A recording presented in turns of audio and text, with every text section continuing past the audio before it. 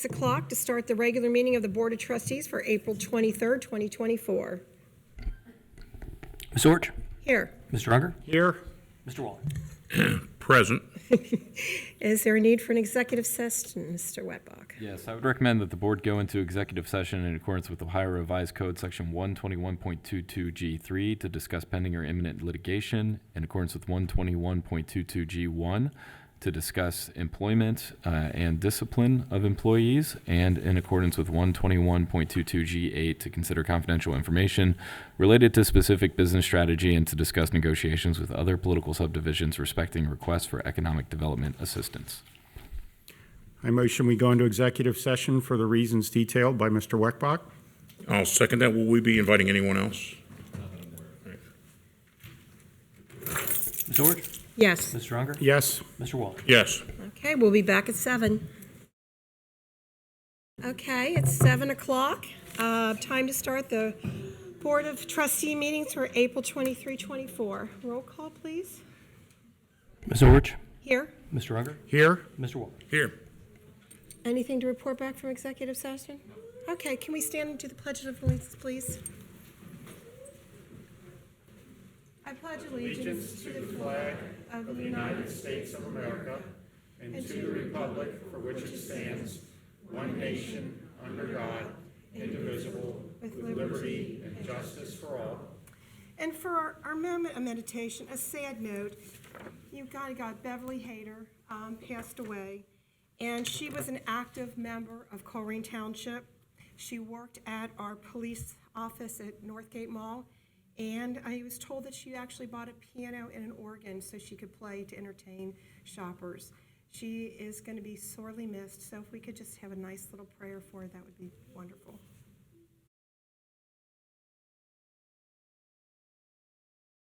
Thank you.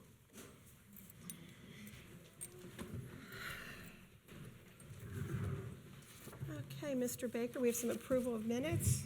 Thank you, Board. I would recommend approval, motion for approval of the minutes from the meeting of the Board of Trustees on April 9th, 2024. I motion that we approve the April 9th, 2024 minutes. Second. Any discussions? None from me. None for me. Ms. Orch? Yes. Mr. Unger? Yes. Mr. Waller? Yes. Okay, we got some presentations. I believe we have You want to make a... I want to make a amendment to the agenda and add the proclamation for Ms. Hater. We'll make that, we'll do that first, I guess. So that'll be, I don't know, not A, but I guess A1. Okay, A1. If that needs a second to amend the agenda, I will. Okay. Ms. Orch? Yes. Mr. Unger? Yes. Mr. Waller? Yes. Okay, we have Beverly Hater here. We have the proclamation for Beverly Hater for many years of exemplary volunteer service in Colerain Township, Ohio. Beverly Hater was a longtime resident of Colerain Township, and Beverly Hater was an alumni member of both the Citizens Police Academy, class number 41, and the Colerain Citizens Fire Academy, class of number 31. Since 2022, Beverly was the president of the Citizens Fire Academy Alumni Association, and Beverly Hater dedicated thousands of hours volunteering at numerous events for various organizations. And Beverly Hater was respected and loved by many in the community and was committed to giving back and making connections for those she served.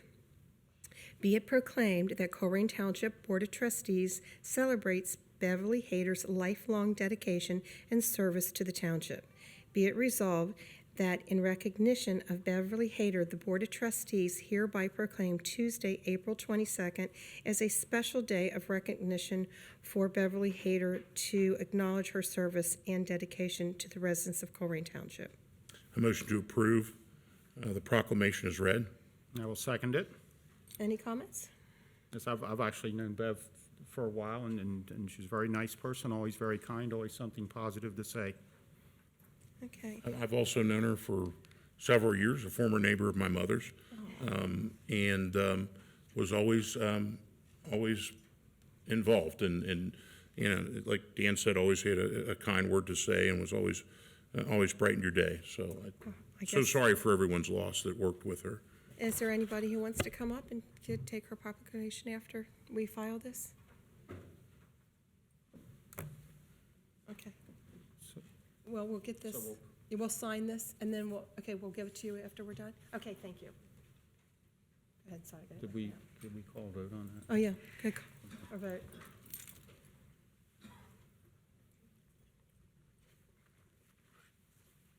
George? Yes. Mr. Unger? Yes. Mr. Waller? Yes. Okay, you sign that one. I'm reading, the next proclamation is for T C Alterations. Okay, whereas T C Alterations was started 40 years ago by Teresa and Clarence Holland in 1983 and has since been an exemplary small business in Colerain Township. And whereas Nancy Pratt took over the ownership of T C Alterations in 2013 and loves to provide a multitude of custom alterations and creative services to her customers, from wedding gowns to prom dresses for local high schools to everyday wear. And whereas Nancy Pratt loves to serve her community in many other ways, such as holding clothes drives, donating to teachers and police, as well as feeding and donating to schools. And whereas Nancy Pratt is respected and loved by many in the community and has a commitment to giving back and making connections for those she serves. Be it proclaimed that Colerain Township Board of Trustees recognizes T C Alterations for their long dedication and service to the township.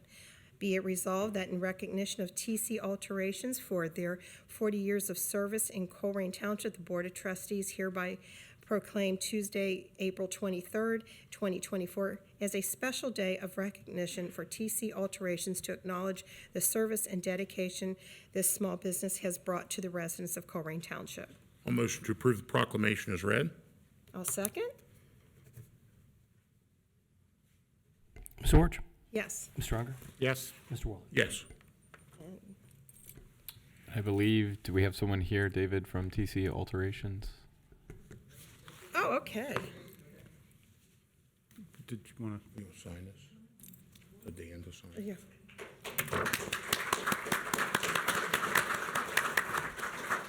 Can you just tell us a little bit about your business?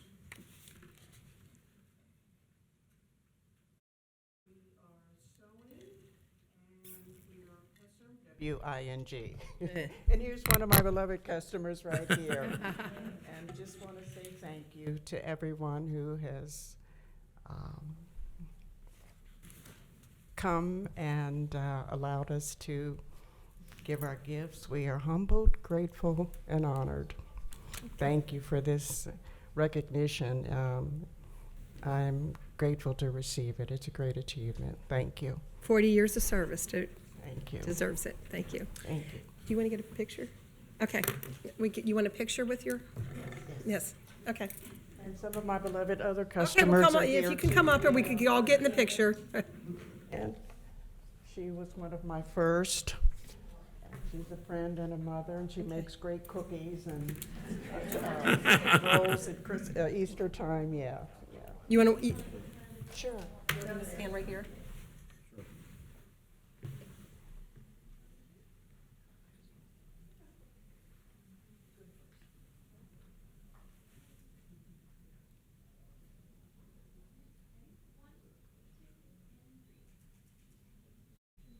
Thank you. Thank you.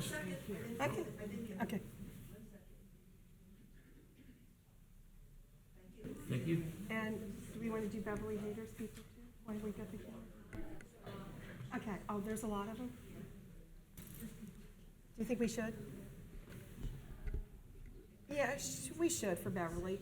All those who are here for Beverly, we can give you, oh, you just want to percolate.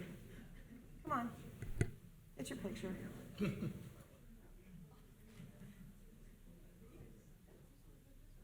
He just-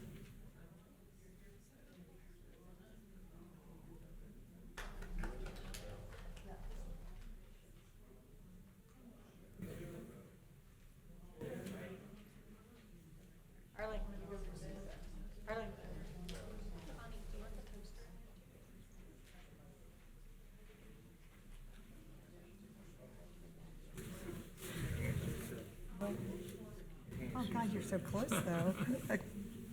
Should we center over this way just a little bit?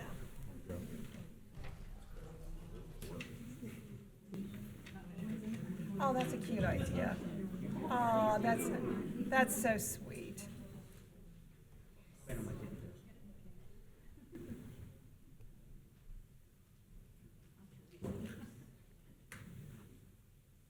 right, folks, on three. 1, 2, and 3. Thank you all for coming out here for her. Thank you, and sorry for your loss. Yes.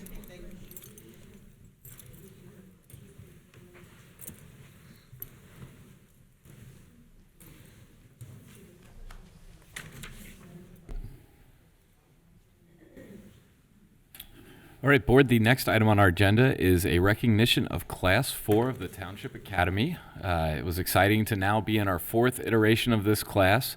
Essentially, what happens in the Township Academy is that various residents volunteer Thursday nights to come spend an hour for several weeks in a row with members of the Township leadership team, where we spend time going through the, the high level and low levels of what we do on a day-to-day basis as a township government. Lots of great questions that came out of this class. I know it was a lot of fun for me to go through this Township Academy and perform our various classes with this group.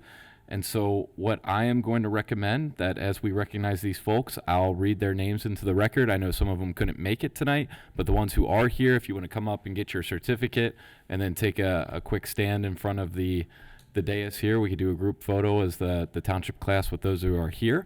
Those who aren't, we'll try to just Photoshop the other folks' faces in for some fun after the fact. So with that said, I'll start reading through the folks that participated and graduated this year. That would be Barbara Colvin, Michael Hardit. I know I saw Mike, if you want to come on up. After that, we've got Laura Meyer.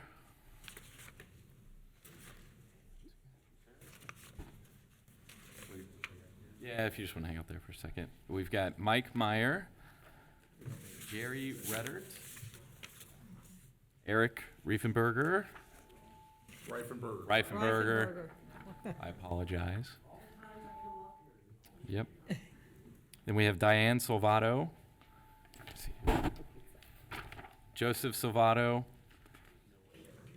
Brandon Upchurch, and finally Don Wright. So Don up here. And so with past classes, we've asked members of the class to maybe highlight something that they've enjoyed or something that they didn't expect to learn but did learn along the way. So if you guys wanted to take a moment and maybe share a memory or two, that would be certainly appreciated.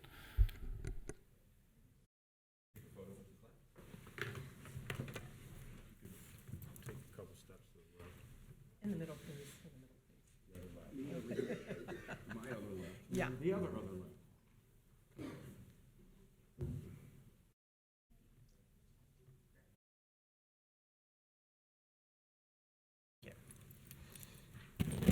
Okay, start with your memory, Eric. My fondest one was rocking at Jeopardy. My team smoked. Well, thank you all for participating in the Township Academy. So if we just do a quick thank you all.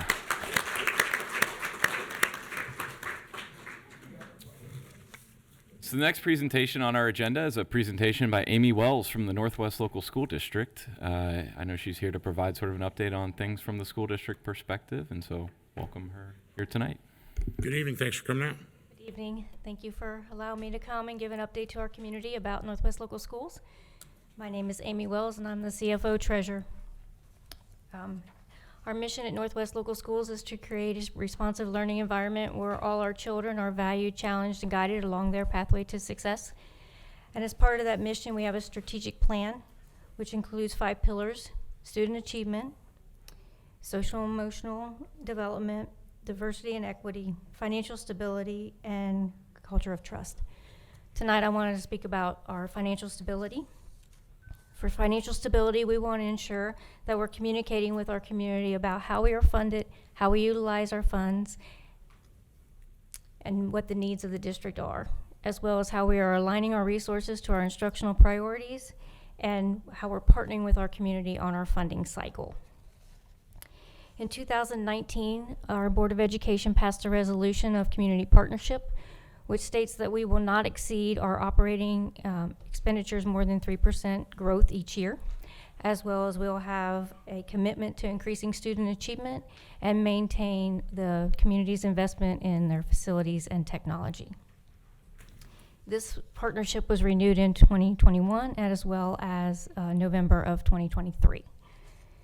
And to maintain our commitment to our community's investment in infrastructure and in facilities, we've created a capital maintenance plan. This plan is used to maintain our 3 new elementaries as well as Montford Heights Elementary. It's a long-term plan looking to the future, making sure that we can replace and repair capital items as needed based on their life cycles so that we can prevent the deferred maintenance that we are currently in with our other buildings. And we are funding the capital maintenance plan through a $500,000 of our PI levy, as well as the revenue from our Colerain Township agreements, for TIF agreements. And then for our other 6 buildings, they are over 50 years old and need replaced and have significant deferred maintenance, millions of dollars in deferred maintenance. So our board has recently updated and approved and filed an updated master facility plan with the state, as well as funded $20 million into our master facilities plan fund. And then for our continuous communication with our community, we, every fall, we send out a PAFR, which is a summary of the previous year, how our funds were spent, what funds we actually received, and what our needs are. In the spring, we send out the audited CAFR and financial statements so the community can view where we're at. And every summer, we have our annual budget report. This document shows how we are aligning our resources to our instructional priorities and is our plan for the next year. Every November and May, we give a 5-year forecast presentation, which is an analysis of the prior 3 years' actual operating as well as the next 5-year projected revenues and expenditures. And we want to continually make sure that we are informing our community how we are funded, how we utilize those funds, and what our needs are. And so I want to thank you for allowing me to come here tonight to inform our community as how we are maintaining financial stability at Northwest Local School District, and to ask everybody, make sure you tune in on May 13th, our Board of Education meeting. We will have our May update for our 5-year forecast. Thank you. Thank you. Thanks, Amy. It's always nice to see you. Thank you to all of you. Have a great evening. Thank you. If it pleases the chair, I actually have another motion that I had forgotten about. And I don't know if I would be the only one here. Under Administration D, Discussion Governance Review, I would motion to move that next because I think it's fits more of a presentation, and we could certainly have still have the discussion during the discussion time. But I imagine that there's probably a decent amount of folks with citizens address that would want to respond to the governance review, and that's just one opinion. I don't know if I have a second. I'll second it.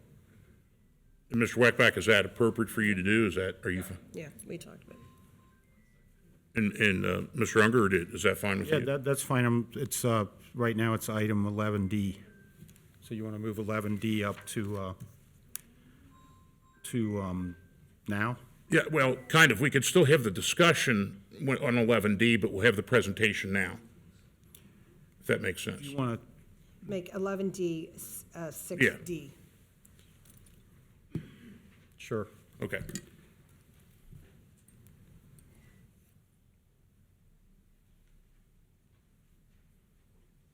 Ms. Orich? Yes. Mr. Unger? Yes. Mr. Waller? Yes. All right, thank you, board. So the next item on the agenda is a discussion around governance review. So in the agenda packet is a memorandum that I authored that takes a holistic look at, different options we have available as a community or not as a community in order to try to solve strategic plan goal number 1, which is charting a pathway to financial stability. It should come as no surprise on the heels of the failed police levies that we've had. We do have an operating issue that we need to solve. And we have some potential strategies in place that are short-term solutions that can help to get us through a 2 to 3 year time horizon with various cuts and various changes to programs and different things like that, as well as drawdowns of reserves. But at the end of the day, there is going to be a long-term fix that is needed. And so I had been hearing some chatter out in the community, as well as through some other sources, about different strategies we should try, whether that's just putting a Jed Z on the whole township. Well, Jed Zs are no longer allowed under state law. And so I thought to myself, well, let's dig in. Let's take a look at governance from a high level. I don't believe we've looked at governance and our governance structure as a township since 2010. So it doesn't hurt to take a look. And when I was looking at it, I really saw these as the various options we have available as Colerain. And so rather than read through this list, I'll spend some time with a slide on each individual option here. Many of these details are available in that memorandum as well, which is in the agenda packet. The first is really where we are today. This is a limited home rule township form of government. Under this form of government, we provide a number of services that are beyond what the state requires as minimum services for a township. So when you think about different communities around the state, we provide administration, development, EMS, finance, fire, HR, parks, planning, roads, zoning, police. So a lot of different things. And these things all come at a cost. And the long-term budget cost for these is a minimum of $52 million per year over the next 3 years. And our revenue falls short of that mark over the next 3 years. So that's a bit of an issue that we have to find a way to correct.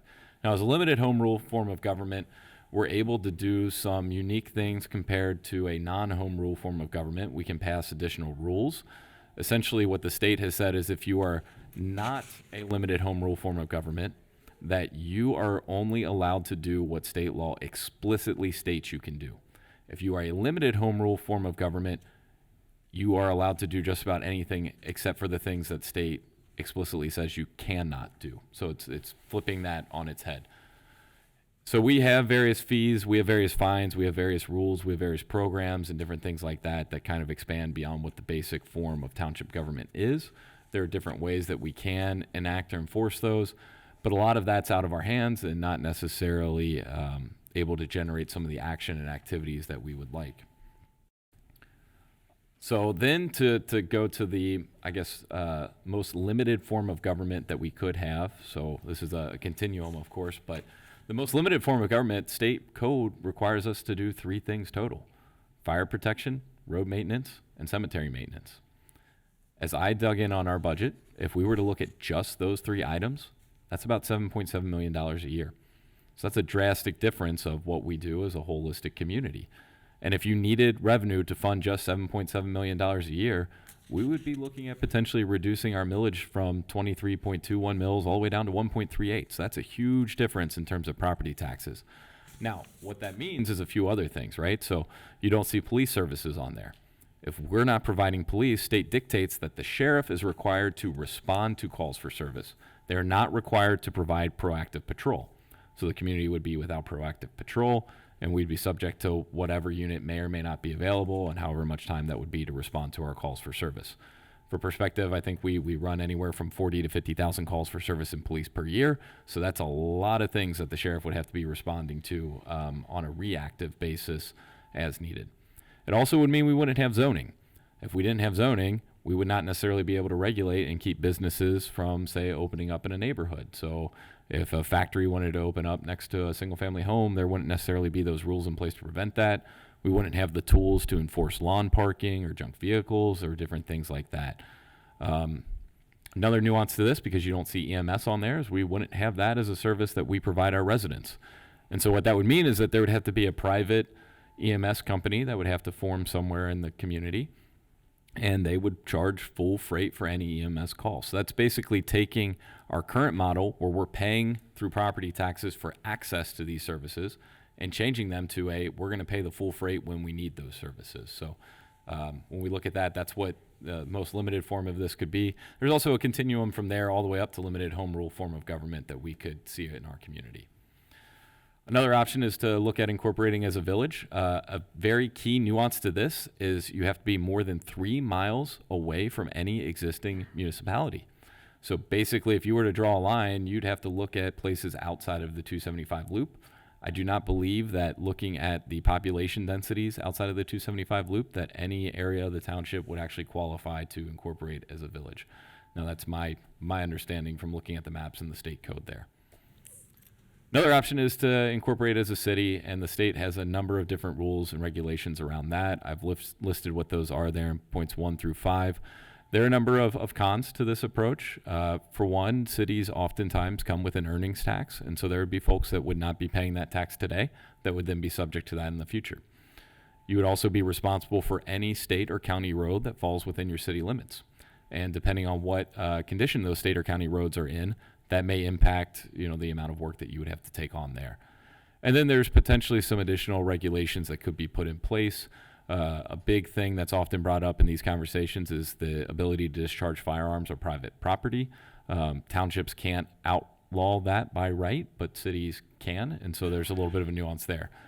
Now, on the pro side, there are a number of things that could be beneficial. One is a mayor's court. That is something that I know we've talked about in different facets. In fact, I just had a representative from the local rental association group reach out to me asking me why we couldn't, enact punitive fines on bad landlords. And unfortunately, under state code, because we're not able to have a mayor's court, we're not able to enact punitive fines on folks that are causing code enforcement issues or other things. We'd be able to look at earnings tax dollars. Earnings taxes are things that don't necessarily apply to retirement income, Social Security, things like that. But it would be a revenue stream that modulates with the economy. Right now, when it comes to property taxes, that's our main source of revenue for Colerain. Because of the way property taxes are capped in the state of Ohio, that creates a situation where as costs rise every 5 years or so, you'll be asking for more levies. As we've seen, we've had 2 levies fail. Whether or not levies are viable options in the future is a question in our community. And income tax, and this is why when you look at other localities across the county even, you can look at Sharonville or Evendale. Those 2 communities actually have 0 local income tax, and that's because their earnings tax generates so much that they don't need to ask for that additional property tax revenue. Another one that comes up quite a bit in conversation with residents is subdivision regulations. And 2 prime examples that we've seen over the past just year are Dunlap Station, Dunlap Grove. So that's a new development that's underway right off Springdale Road. We've already had residents there ask us why they had to connect into the rest of the neighborhood. And the answer there is that's a county subdivision regulation. We had the same question brought up when it came to the Sovereign Road development there at the end there. And it was the same thing. That is a county regulation. We have no say in that. If we were incorporated, we'd be able to set our own regulations and rules when it comes to subdivisions and have a little more local control. Another situation that I know we've had frustrations with is the acceptance of roadways. Right now, because we are a township, we are an arm of the county. The county can tell us when we're accepting a road, whether we like it or not. And we've had those battles at different times with Hamilton County. That's something where we would then be able to have those different regulations, requirements, whatever that might be, to potentially prevent that from happening. So those are some nuances there. The stormwater district was something we talked about in the past. We'd be able to opt out of that if we were not satisfied with the service. As a township, we're required to be a member of that with the way that Hamilton County first incorporated their stormwater district. And so those are just different pros that have come up, and there are some others on there that I didn't expand on. I know there are probably some confusions on this chart here. This is kind of a complex graph. I'm hoping I've got a cursor here. So in the memo, it talks about different options if you wanted to look at how Colerain could or couldn't incorporate. You certainly have what I called option 1 in the memo, which is this light green area. Option 2 was the light green area and the blue area. Option 3 was light green, blue, orange. And option 4 was the whole community. When it comes to the statewide requirements, options 2, 3, and 4, in my opinion, based off of an ancillary review, would check all the boxes required at the state of Ohio. Option 1 in and of itself would not check those boxes. Some things to keep in mind here, because I think there's maybe some confusion. It's difficult to know where roads are. This is just a precinct map from the Board of Elections, but here, this line I'm trying to drag along as best I can is essentially 275. This line here is essentially Colerain Avenue. This line here, kind of going up like this is Blue Rock Cheviot, and then it hits Poole, goes over to Livingston, I believe, then comes up to essentially Springdale through here. So those are just some things to keep in mind as folks are digesting what this chart and picture mean. As I said before, that's what it looks like in terms of what criteria are met and how. Now, the key thing here, trustees, is there's really not much that you all can do by way of action to make something like this happen. It would have to be solely generated and done by the residents through a public petition process. And if they were to look at, say, an option 3, it would only be the residents within that jurisdictional line that they'd be able to get signatures for. And then my understanding is it would only be the residents in that jurisdiction that would even vote on whether or not they move forward with this. A final option, big picture, is a merger. This is something that's currently being contemplated in another part of the state, and this is due to some zoning issues as well as some earnings tax issues related to the Intel project. And so there is another township and city that are looking to merge and become one community. This is really the only direct action that the township trustees could take to try to incorporate. However, it would require full cooperation by that other municipality, and it would then also still be subject to voter approval. So there's a kind of a bit of a high-level overview of what that is. And then a final option, which was discussed in the memo, is that there is not a requirement that any property tax that we put in place for, say, police, fire, public safety, or other issues be provided to the entire township. The township trustees could put a property tax on the ballot that would not encompass all of Colerain. Let's say that there's one neighborhood that wants to have a dedicated police officer, and they've expressed that well enough. You could look at, say, a property tax that would be just for that district or that precinct. And, that may mean then that we would be dedicating resources on an ad hoc basis to different areas of the township at different levels. Probably an easier way to think about it would be a firehouse, for example. If you've got a firehouse, we have a district that's served by each firehouse. You could try to put a property tax on just that district of, say, Station 103. All those individuals would vote yay or nay on that, and if that passed, that could mean that Station 103 would have 1 additional personnel or 3 additional personnel or whatever number that equated to. But these are just some items to consider. Happy to answer any questions that you all have now, but if there are other discussions and questions that you all want to tackle later in the agenda, we can do that as well too. Now, if we would incorporate whatever areas we voted on, if you were working at GE, Evendale, paying Evendale taxes, but worked in Colerain, you would not be subjected, depending on the rate from. It depends on the rates. It depends on the reciprocal agreements between those different municipalities as to whether or not you would have to pay to both, to one, to neither. That's all the nuances that have to be worked out between that new community and all of our neighbors, essentially. So basically, somebody working in the city of Fairfield at Planet Fitness or Kroger's right there, they're paying to the city of.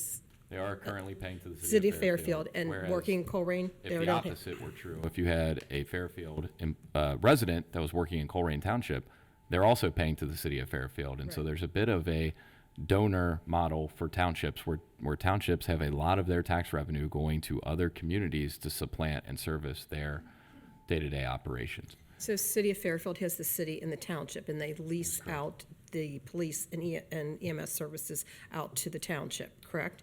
And then with City of Harrison and the Township of Harrison. But just for knowledge, what Fairfield's budget is 84 million? Yeah, it's roughly double what our budget is. And Population would be relatively the same. same. Yes. So it would be a significant amount of money to our township. And I don't know that, so I pay City of Cincinnati taxes. I don't know if everybody has an offset or reciprocal agreement, which is important too. So let's say, just for example's sake, let me make sure I understand it. We carve out my precinct, Precinct O, and it fits all the guidelines, which it doesn't, but let's say it does.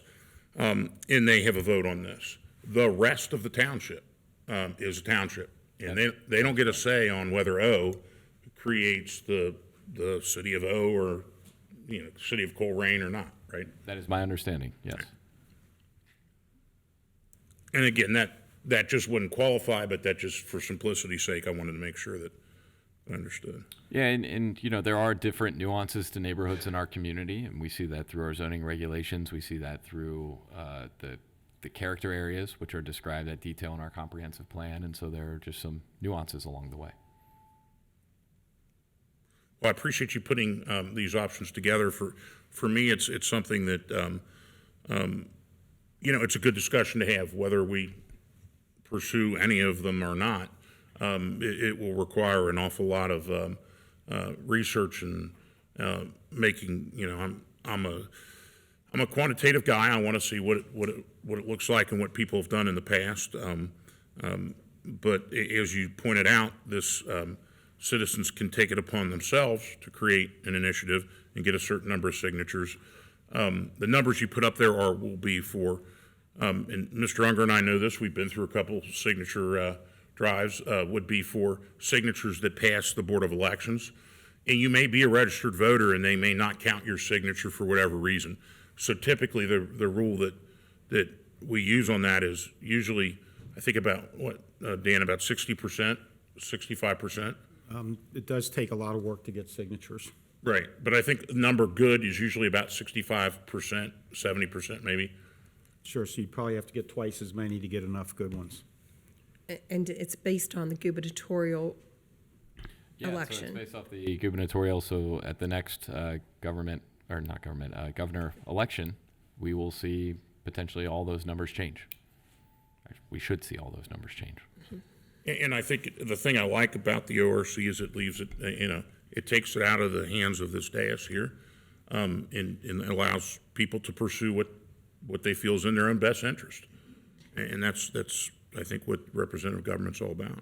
And we have had some discussions with the neighborhoods that would be involved in starting a grassroots campaign, correct?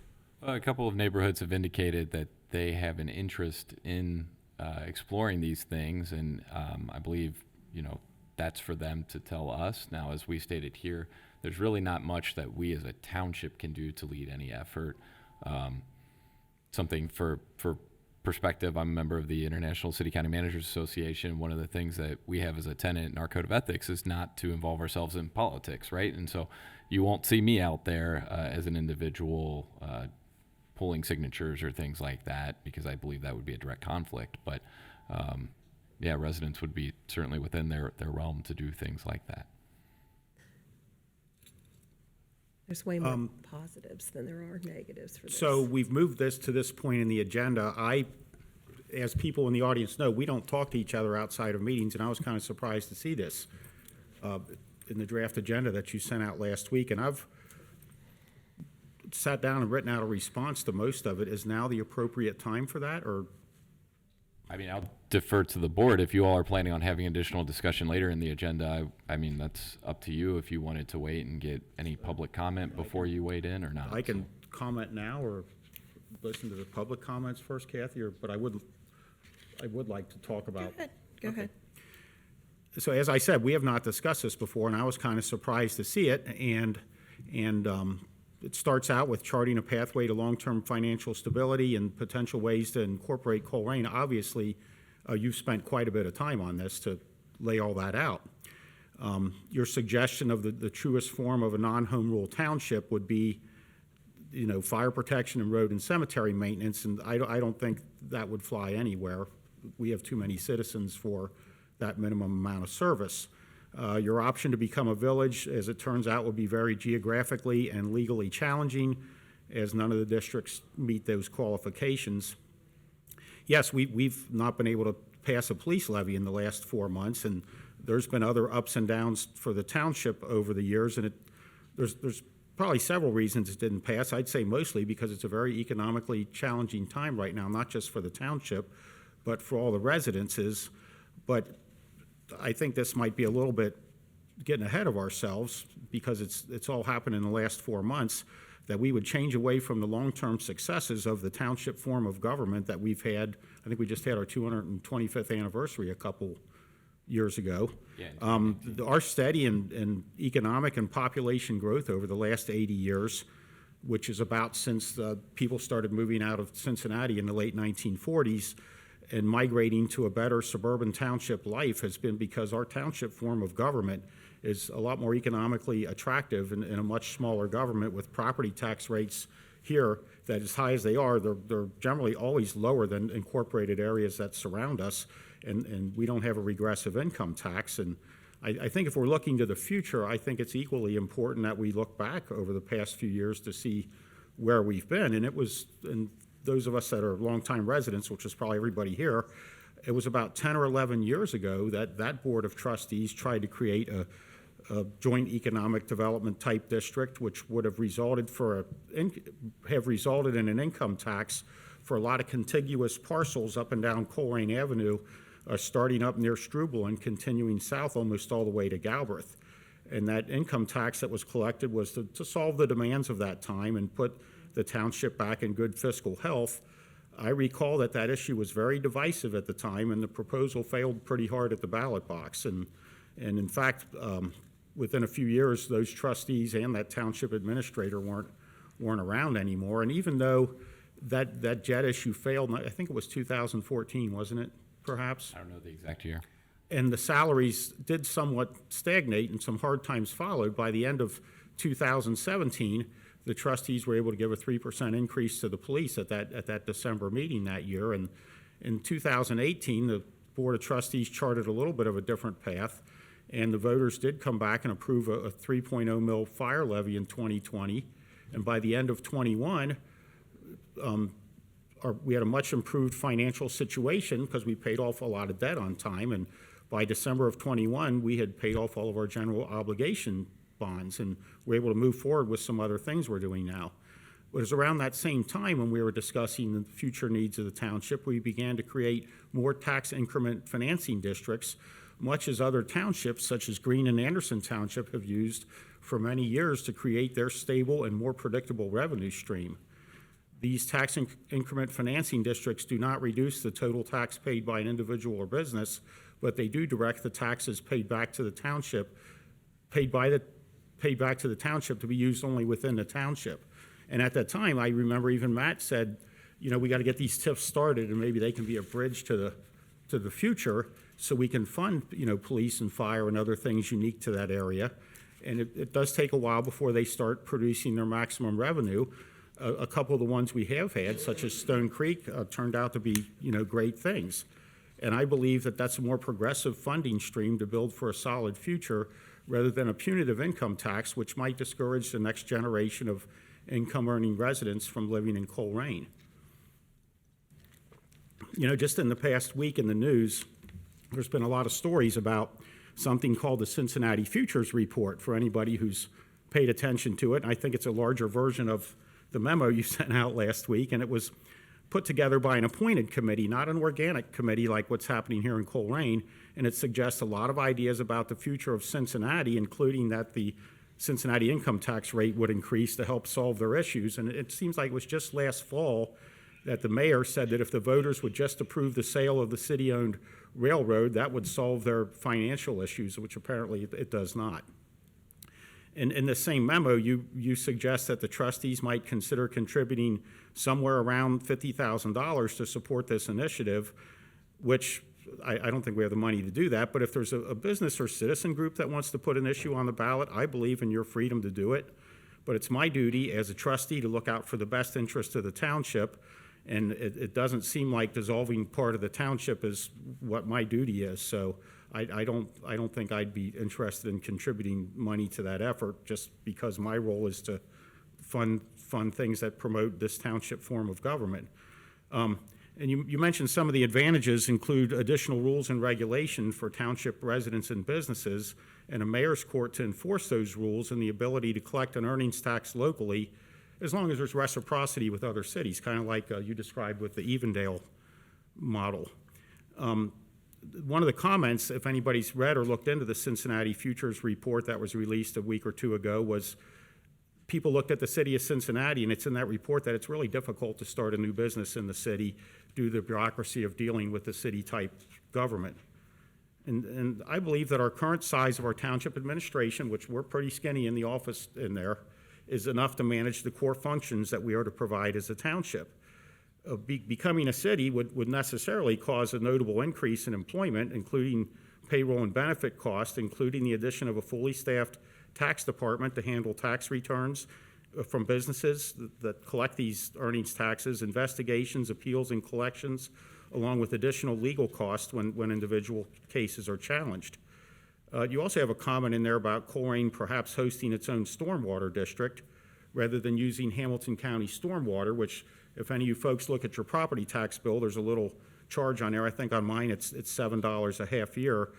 We don't get a lot out of the county for that, and it would reduce that small fee on my township bill, but does that mean that the city of Colerain would assume the cost of the stormwater engineering and projects that are within the township?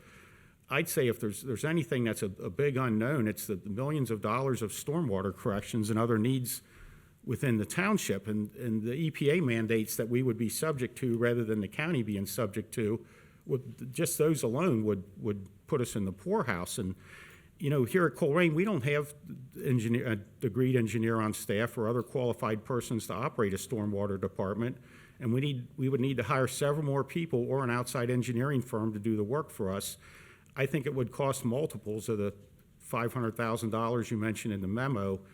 And because of the nature of water flow across the county, ultimately crossing numerous jurisdictions on its way to the Ohio River, the cost of legal challenges from others upstream and downstream of us could dwarf any savings. I think it's better that we would remain with the county stormwater department so they could handle the risk and the cost. The comment that you have on there about discharging of firearms on private property, I know the city of Cincinnati does not permit the discharge of firearms, and if you listen to the news today, yesterday, or 6 months from now, there's people discharging firearms all the time. In fact, they've got these shot spotter equipment hanging all over the place, so I don't know how easy it is to enforce those type of rules. We're also the host community for the Southern Ohio Dog and Game Protective Association, which has been on East Miami River Road since the 1940s, and I wouldn't want to regulate the firearms proficiency classes that they have down there, and that place has been there longer than any of us have been around. You know, with regards to the whole concept of changing our township form of government or subdividing into smaller districts, as you suggest, there's some pretty major issues that are unique to the township of Colerain.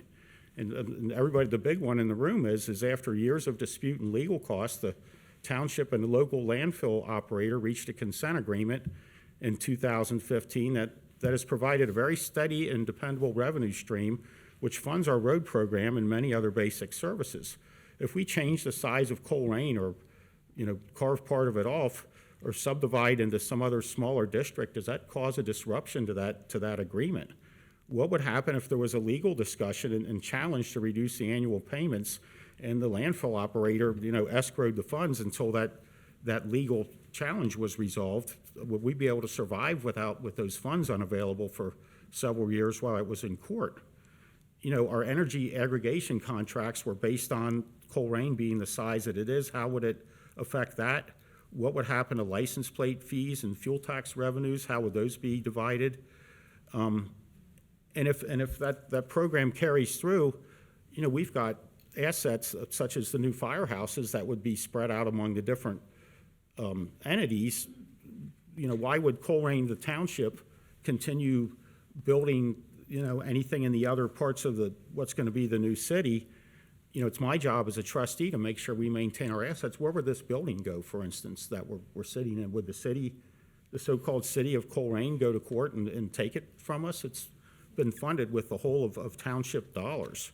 And as far as a startup, with these smaller districts, how would they even have I guess they could be bond rated and credited to build their own buildings. And, you know, another big issue I thought about is what about the assets of the Northwest Local School District?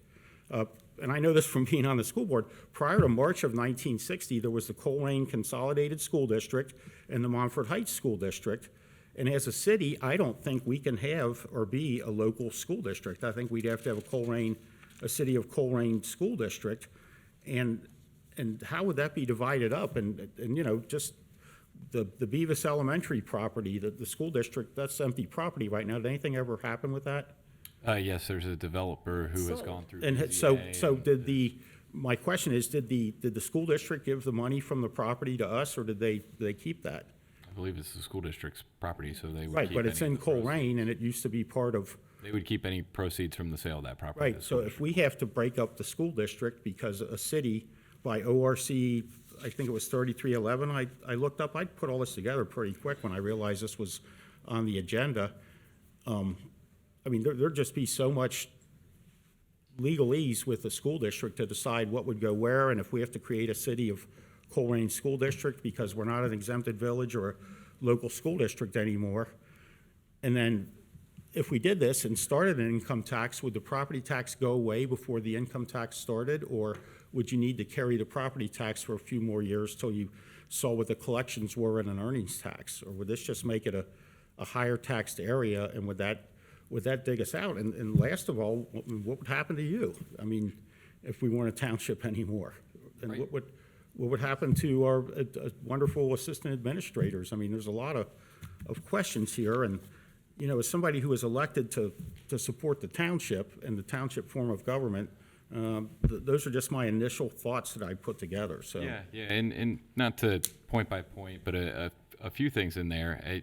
We are facing a very serious and significant financial challenge, that plain and simple. Hoping that the And- TIFs can start building to get us out of that. TIFs are not going to be the end-all, be-all, because costs aren't going to all of a sudden drastically decrease. Unless, and this is why the memo even addresses things like limited or even more reduced forms of government, unless we cut back significantly on the services that we provide. Some of the other things, some of the other pressures that we as a community are feeling are things just like you mentioned, stormwater. The county does not fund any new stormwater projects in our community. The existing stormwater issues that we have, additional issues that arise from development or from other projects, they tell us to address. Just this week, the Ohio Department of Transportation indicated to me that they do not have plans to do anything to fix any of the concrete medians on Colerain Avenue until 2027, unless we as Colerain want to pay for that. So we continue to see these pressures from these other higher levels of government that have told us that we need to take care of these things ourselves, which are their statutory responsibilities. And we can continue to push back, but if we're going to go that route, then we should take a hard look at things like sidewalks. Most of the sidewalks we are building are on county roads. We're paying money to improve county infrastructure, whereas if we were a different form of government, that would be our responsibility. And so that begs the question to me in terms of where our costs are, what we're funding, should we be scaling back on things? There are all sorts of different answers and responses to some of the other things that you brought up, but at the end of the day, you know, I feel my obligation is to provide you all with information and options.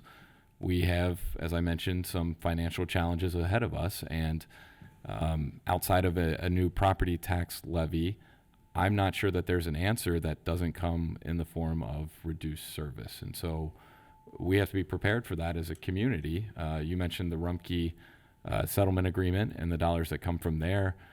Those dollars do go to the general fund. They're not restricted, and I believe that that's one of the sources we have to look at strongly for how we're going to fund our police department, which would mean that we're putting less dollars into roads. Now, if you live on a county road, that may not affect you, right? So if you live in different parts of our community, you may never touch a township street. And so that would probably, if I were a resident that lived on a county road and never touched a township road, I'd say absolutely take that money and probably put it toward our police department.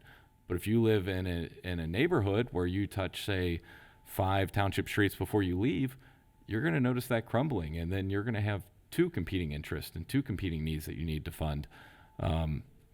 And so we're going to be faced with a lot of really tough decisions over the next several years. This was just simply put out there as information. There was not a recommendation at the end of the memo, as you'll notice, but I do think we should not rule out any potential alternative. And if we want to have more conversation as a community, we can. But we don't necessarily I'm have fine with it. It's all business. It's nothing personal. It's just, I looked at it and I thought I was elected to be a township trustee, and while we've had our ups and downs, we've Sure. made it 225 years, and I'm looking forward to the next 225. I'm not going to be here then, all but one small portion of Colerain has made it 225. So you do have the one area that's been incorporated by the city in the southeast, but that's, for the Right. most part, it. So. But we could still have a city and a township, just like Harrison and Fairfield. then how would we divide up the assets of the township? I believe that is dictated by state code. I believe it would be similar to a probate court proceeding, so it'd be very similar to a divorce. Right, and if this would be process messy. starts, I'm gonna stop making improvements anywhere until it's divided out. Sure. And that could take years, because why would I spend township dollars on something that's not gonna be ours long-term? Sure.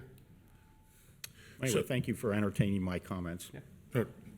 I was just gonna say, so if the new fire station, if that was in the city, 26, they could take on that debt. I mean, that is not, and I don't think that's I mean, there'd be real- so many things to I sort know, out. but it's, Oh, I'm glad you've brought it up for discussion.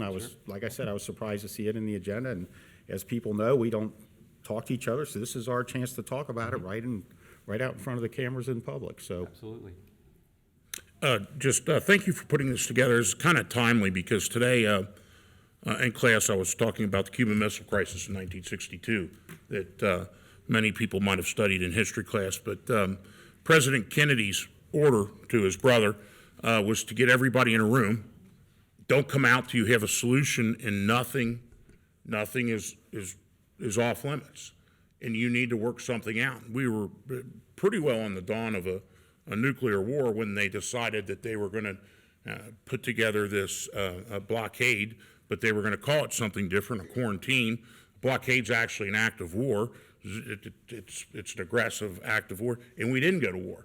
And that's because I think it's important to talk about these things, because the process of making knowledge is epistemic, that as we discuss this, we come up with different ideas and different views. And I think that's probably the point to offering the options, and even putting on the paper the options that aren't that we can't do, is the idea that that we need to talk. And maybe, like Mr. Unger said, none of them work.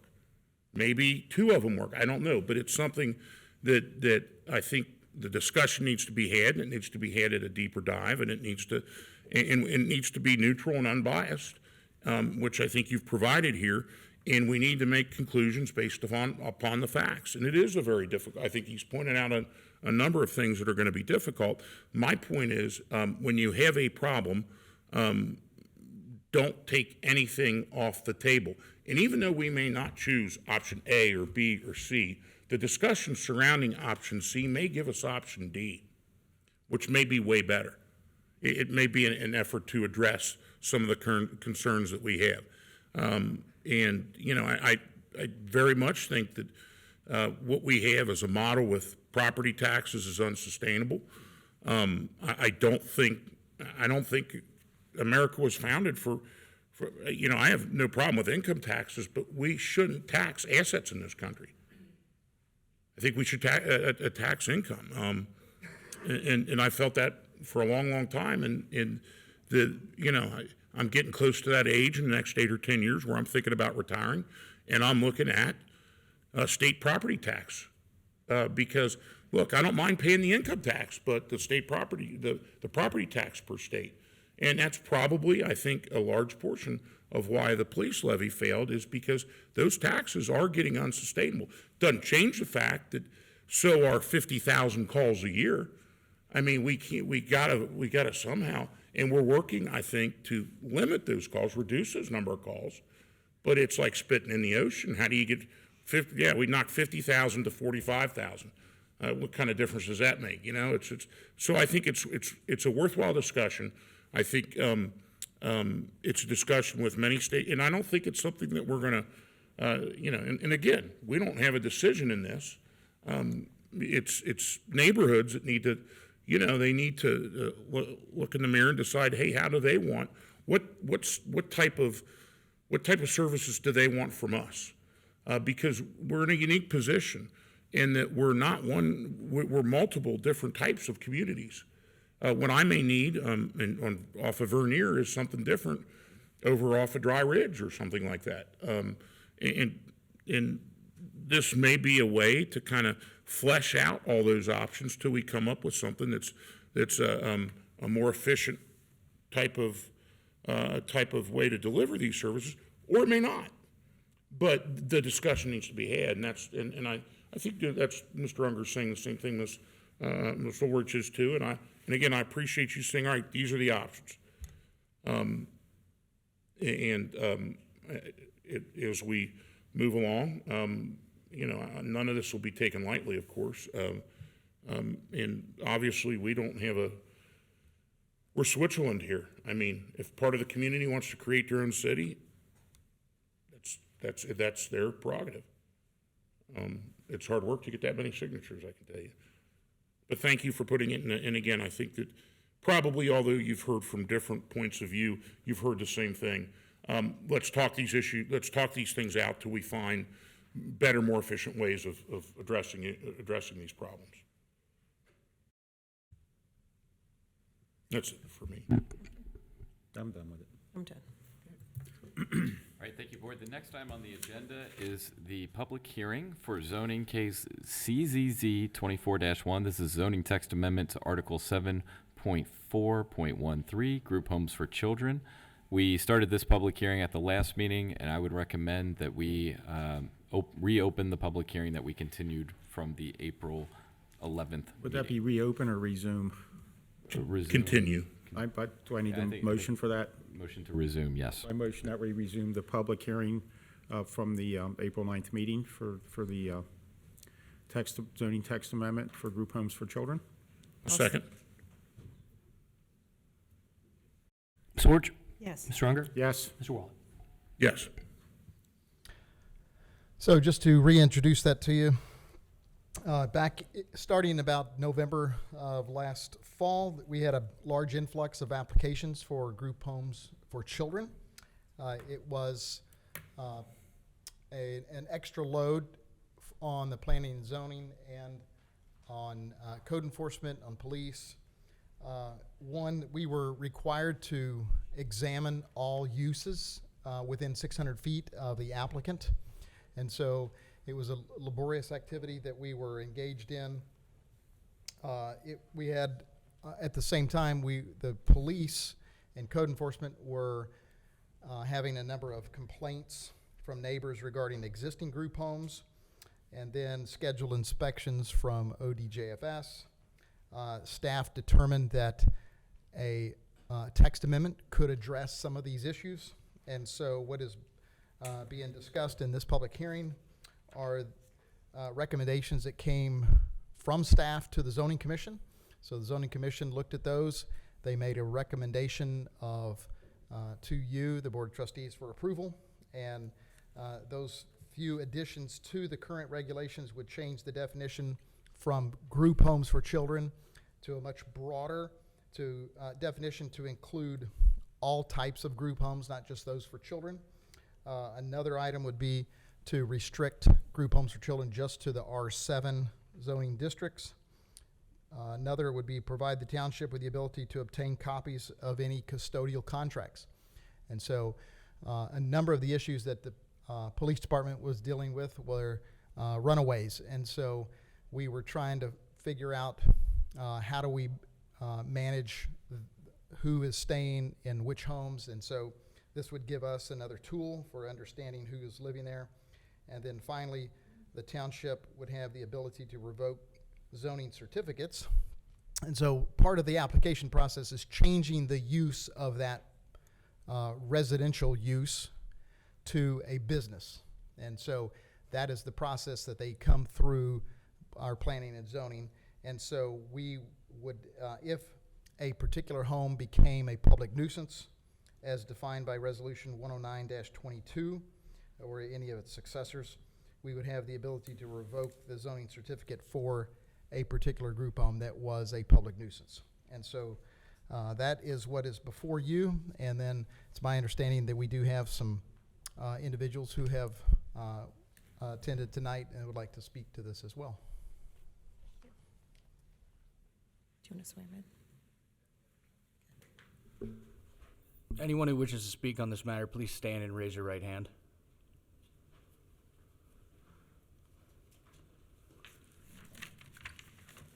Do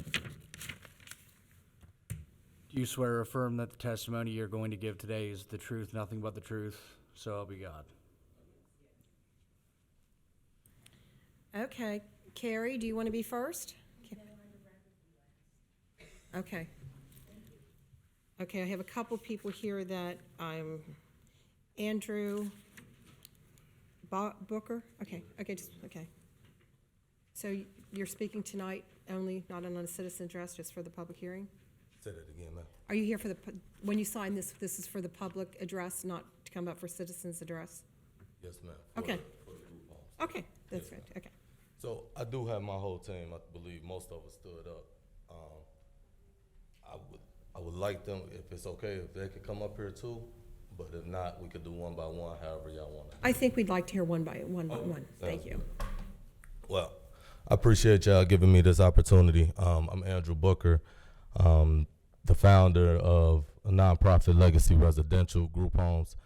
A little bit about myself. I'm a veteran. I fought in the Iraq War, have over 16 years of service in the military.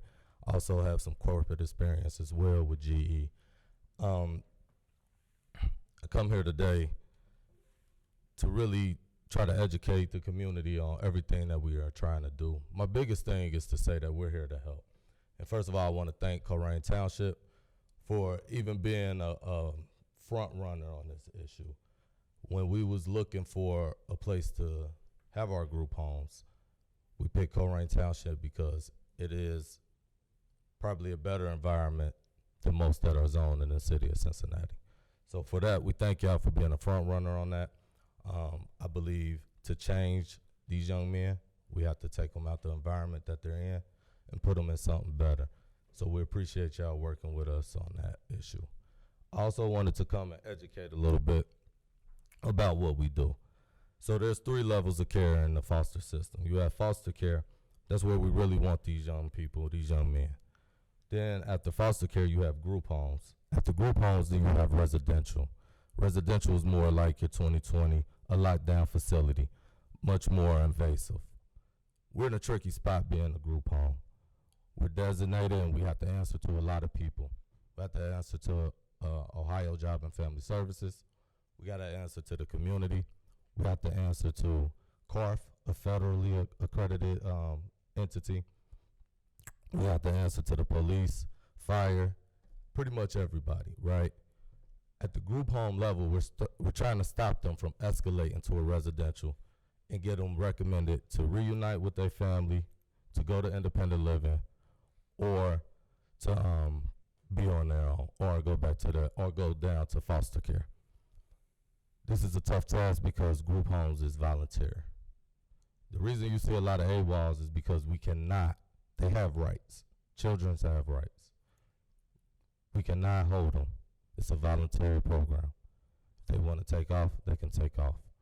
And that's not nothing we can say or do about that. There's a lot of other things I would love to educate the community and the township on, but I want to respect everybody's time.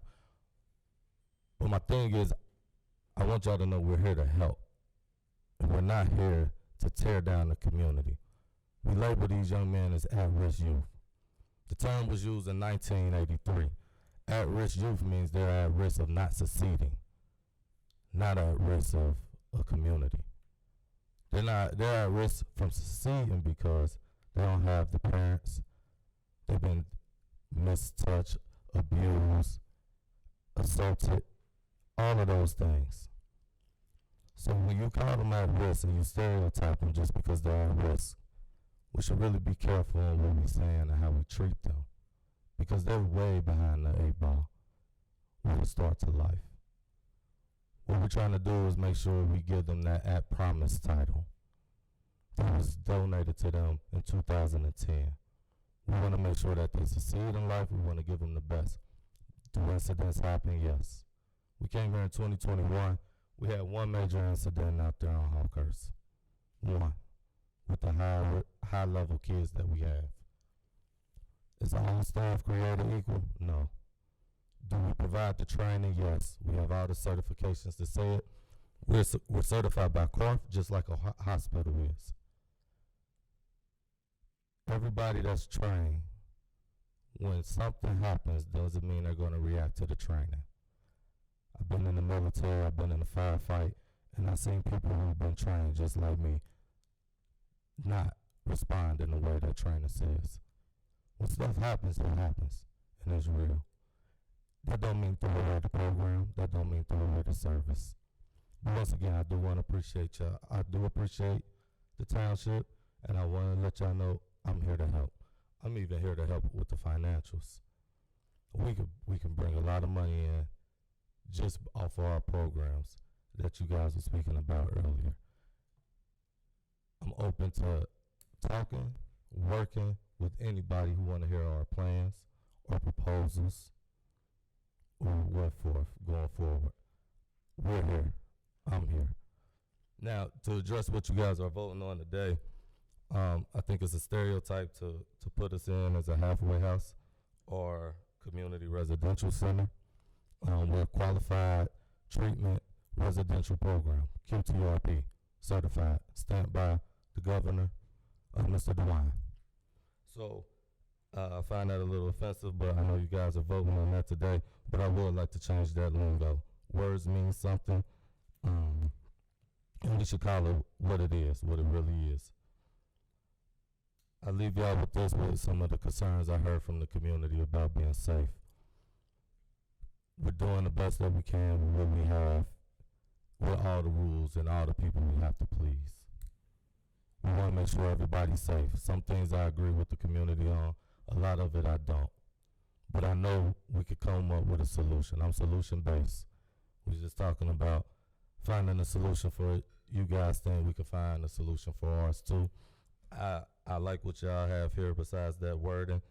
I'm not really sure what the R7 entails, but I think we can make it even better. If we truly want to make a difference, I believe we can make it even better. I appreciate y'all time. Thank you. Thank you. Okay. AW.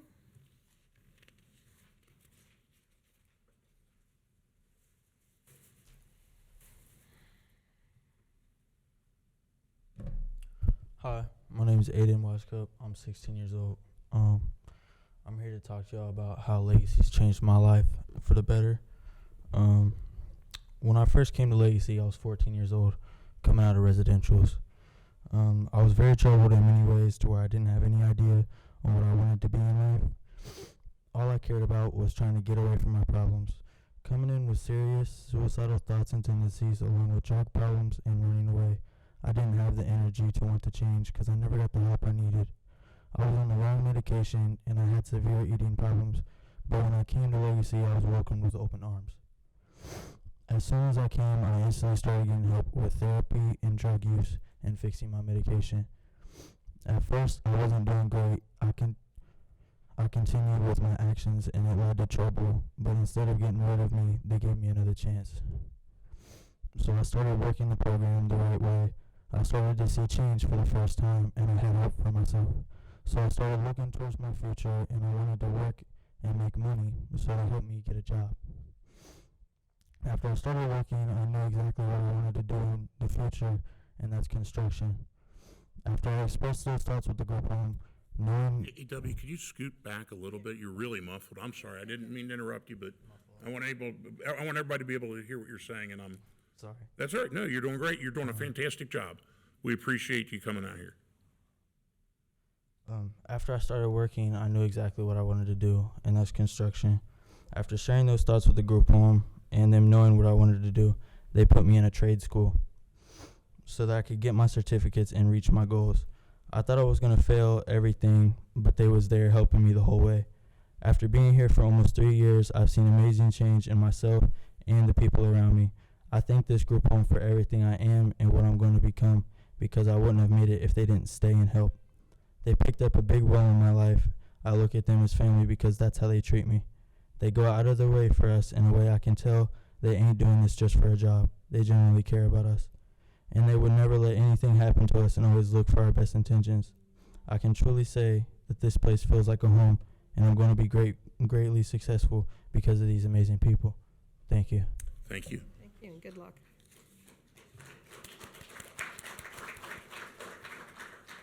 Alonda Malone.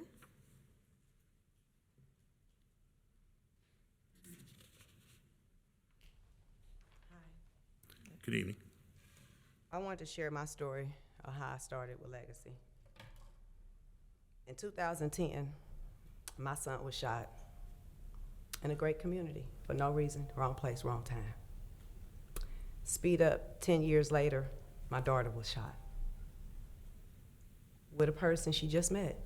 Just happened to be with somebody, whatever reason, she got shot, victim of circumstance. Now, in order to make a change, you got to be the change. So I had to get custody of my grandkids. And I said to myself, what if I wasn't in their life to be there for them? How can I make a better change? Because even though Legacy is a group home, I've been taking care of kids since I was 22. I adopted my first person at 22 because she was homeless and her mom was on crack. So it's not about money, it's about being human and have humanity, helping people, giving back, changing lives, one at a time, just one at a time. A lot of these kids need love and affection to change. Residential doesn't work. It helps people that are mentally off stable. But a lot of these kids are just delinquent, confused, need to find their way, and it needs people like us to care for them. So we either try to care for them now, or we have to wait till they go out and do something horrible and go to jail or end up dead because no one stepped up. No one made the change. And I do understand the concern in the area as far as being a nuisance. But then let's define what is a nuisance. Because that happens, a lot of the stuff that they're deeming are a nuisance happens all the time, but it's only labeled because it's a group home. It's stereotyped because it's lack of knowledge. It was a misfortune that did happen on Hawkhurst with the neighbor's car, but that was one after a whole year. And immediate things happened at that time. Now, even though the video might have only showed this, everyone was, I even went over there myself and talked to them. And it's not nothing to do so much, I think, with group home. It's about not wanting certain people here because it stemmed before the group home came. So if we're going to change lives, we have to come together as a community to change lives. And unfortunately, coming here, we only get complaints. It's so many neighbors around us that donate, give us their time. They give us food. They give us furniture. They do care. We only hearing the ones that don't. We're hearing the ones that don't want us around. But I implore you to go to our homes because our homes look very well. A lot of the homes around us, you probably think are the group homes, and they're not ours. We take good care of where we're at, the property, because we do care. And like Mr. Booker said, environment plays a role with these youth. And when Aiden got up here, it's more safer for Aiden to be in this type of community than be somewhere where he has to worry about going on the street corner and getting faced and attacked with drug dealers and different things like that. They don't deserve that just because they're in the system. They deserve to be in great areas too. So how do we come together to make it right? Because we just found out about this. We didn't even know nothing about it, but if it's complaints, how come we're not in the loop of it? Why is this just, where's the solution to this? How do we fix it? Because nothing's perfect. Not even with the police district. They come out and they tell us their hands are tied. They can't get them out the car. They can't do this. They got that, and we're tied too. So if we're tied together, how do we come together to make it right? Because at the end of the day, I feel like the only way things get better is if everyone step up and be the change instead of complaining, because complaining doesn't do anything. And what I've noticed is that the positivity gets overshadowed and the negativity comes to the front. But what about all the positive things we're doing, all the lives we're changing? We have a 90% success rate at Legacy as far as reunification or emancipating out the correct way, meaning that we didn't have to send them back to the state, that they got reunified with their family, kinship, or they got 18 and got emancipated out into a bridge program or independent living housing program for them. So that speaks numbers, that really does. And then right now, where we're facing over 400,000 children in foster care right now, 400,000, 51% are male. So we're trying to help be the change in the community. And we ask that you help us help the community as well, because at the end of the day, I think we should be a team and stop being divided up and labeled, because I can go in and look now and see a whole bunch of incidents where it's delinquent teens running racket, like on Easter downtown, and it looked like a riot. It wasn't none of our group home kids. It wasn't none of ours. It was 50 to 100 kids down there. It wasn't ours. We can't let isolated incidents affect the greater good of everything that's going on. And I wanted you to hear from one of our youth, even though we have many. I wanted you to hear the story, because where they come from and where they're going is two different things. They come in one way and they exit another. And every time they exit successfully, it makes me proud to know that I was part of that change. And that I'll have one less youth out here running around trying to rob somebody, kill somebody, because I was a victim of that. Because no structure, no love, no upbringing from these kids. So they can go out here and do whatever to people. But our youth think about that because of the love and the structure and how we have it. Yes, that was an isolated incident, but we don't have our kids running around late at night. If we start doing statistically why they're called and stuff, it's not, we don't have curfew violations with our kids. We don't have those type of issues. Behavior problems, yes, but we have them whether they're in a group home or not. So I just wanted to come up here and let you know that I want to fix it. So let us try to fix it, because we're just being made aware of this last week. So I just feel like if we're going to fix something, every party should be involved. We all should have a say to say, well, you know what, this doesn't work, can't we do this? If this doesn't work, can't we do this? To try to make it work. Because that's what I'm here for. I'm trying to make it work. I'm trying to be the difference. So no one else has to go through my story. Because most people wouldn't ever be able to go through what I went through and still have a peace of mind, or even had a heart to still want to give back, especially when everything been taken from you. So I just wanted to say that, and I also wanted to let you know that we do provide a lot for these youth. Therapy on all levels, mentorship, counseling. They have activities. We keep them busy, and we do the right things to our best ability. So if it's things that we need to change and work on, we're definitely open to that. Thank you. Thank you for coming out.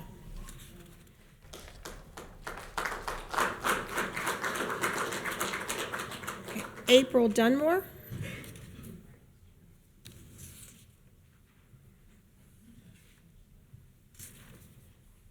Hello. Hello, everyone. My name is April Dunmore. For Legacy, I am the compliance manager, and I also oversee one of the group homes. I want to bring things to you first from what my head just knows off top, and it is compliance. And so I have statistics and real lifetime information for you. An increasing number of children are entering the agency system in Ohio because community-based services to address mental health, developmental disabilities, and/or delinquency are unavailable, forcing parents to relinquish custody and child service agencies straining to find appropriate treatment and placement. The 2022 to 23 school year, Ohio had over 16,000 students in agency custody. And Ohio has just 7,200 licensed foster families to fill this need.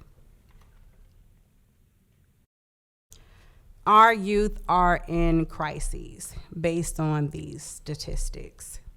Now, because we are experiencing an uprise in youth in care numbers, we can all conclude that the effort to find a solution to the root of the problem should be on the agendas of more community meetings like tonight. I do want to piggyback off of what Mr. Booker said. We are governed by ODJFS. We are a QRTP facility, and we do also hold CARF accreditation. Group homes are a part of the solution. We are here to provide supervision, provision of basic needs, which is food, shelter, clothing, independent living skills such as cooking, cleaning, being able to job readiness. We provide education services, medication management, therapy, counseling, mentorship, and we provide social and recreational opportunities. That is what we do as group homes. We are aware of situations that have happened that have the residents of Colerain Township with an unclear understanding of the positive presence that we have in the community. We are a bridge in between many youth's lives until the next step in their life is initiated, whether it be reunification, adoption, or independent living. We are seeking a true community effort in finding solutions that are fair to everyone involved. The first step is recognizing issues and challenges on both sides. So we definitely hear the issues coming from the community, and we as well have challenges and issues that we need to make you all aware of. The second step is identifying the appropriate parties who can come together to put plans together to address the issues and the challenges. And the third step is to work together to see the plan through. I do want to address something that I saw in the public hearing notice that I have in front of me. And it says there is a proposal to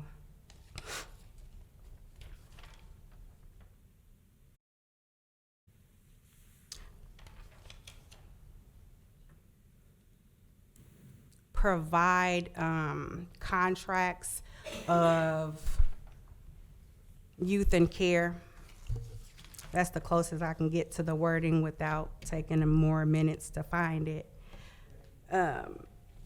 According to OAC 5101-2-3322, all case records prepared, maintained, and kept by PCSA are confidential. Access to PCSA case records and the release of case record information shall be conducted pursuant to and in accordance with the requirements outlined in Rule 5101-2-3321 of the Administrative Code. Now, what we can provide according to the OAC 5101-2937, facility location, type of facility operating, copy of procedures for emergencies and disasters, community engagement plan, and medical emergency plan. When we get licensed and according to ODJFS, they review these policies and procedures, and they sign off that they are applicable and in guidance to state qualifications. And so we can provide those to you. The other thing I wanted to say, I don't know where location or zoning R7 is as a proposal one, the public hearing notice in front of me. I just wanted to point out that I don't think moving everything, all group homes or adult living facilities, I don't think zoning them, putting them in one zone is going to solve the issue, the root. So we do understand that there are issues on both ends, but putting the issues in one spot does not resolve the root. All it does is just move the issues to one spot. And that is a disservice to everyone, and especially it's a disservice to the youth that we are trying to do the best for. So I thank you for the opportunity to come and share that information with you and give you some knowledge and insight on what we face. And I really do look forward to finding a solution that works for both parties. Thank you for your time tonight. Thank you. Carrie?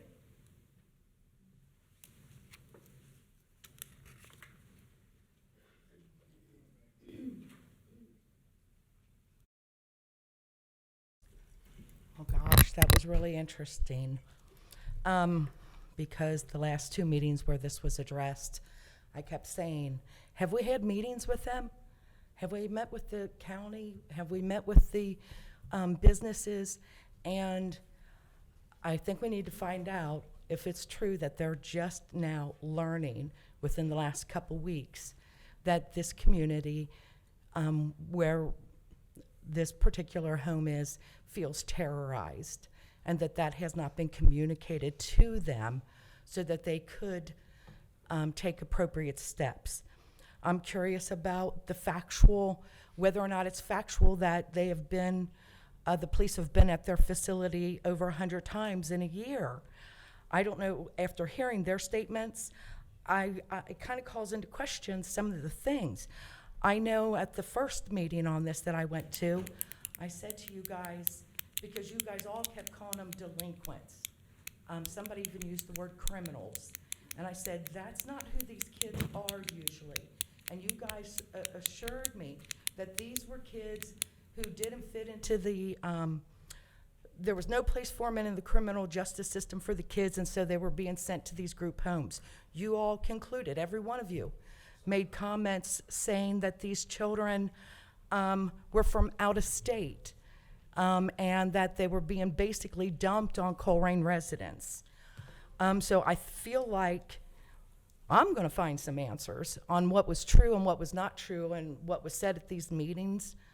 But I hope you guys help us to find out what the truth is, because every one of these employees, you know, the last time I was here, I said, this isn't just about, these residents have been terrorized. I've heard them testify, I've heard them make statements, and they are very concerned, and rightfully so.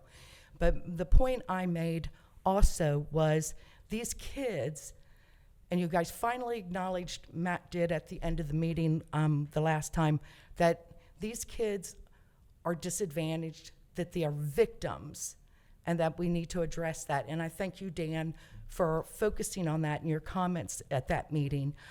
But the other part we're not looking at is these employees. Okay, so they've got their hands tied too.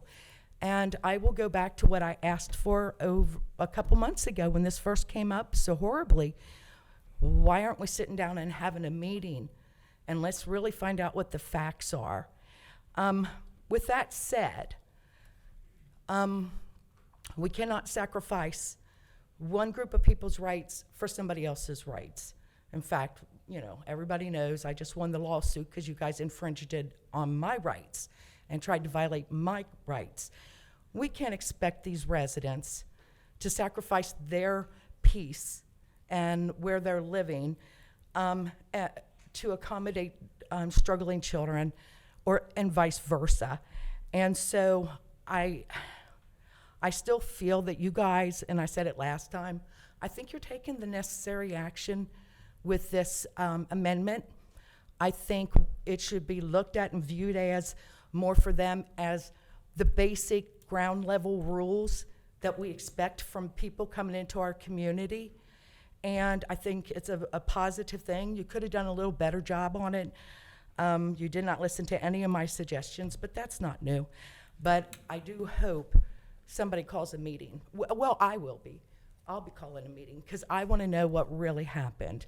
But please, as a resident, I support this because it sets the ground rules, not just to protect my neighbors, but to also protect the children and make sure everybody's in a safe place.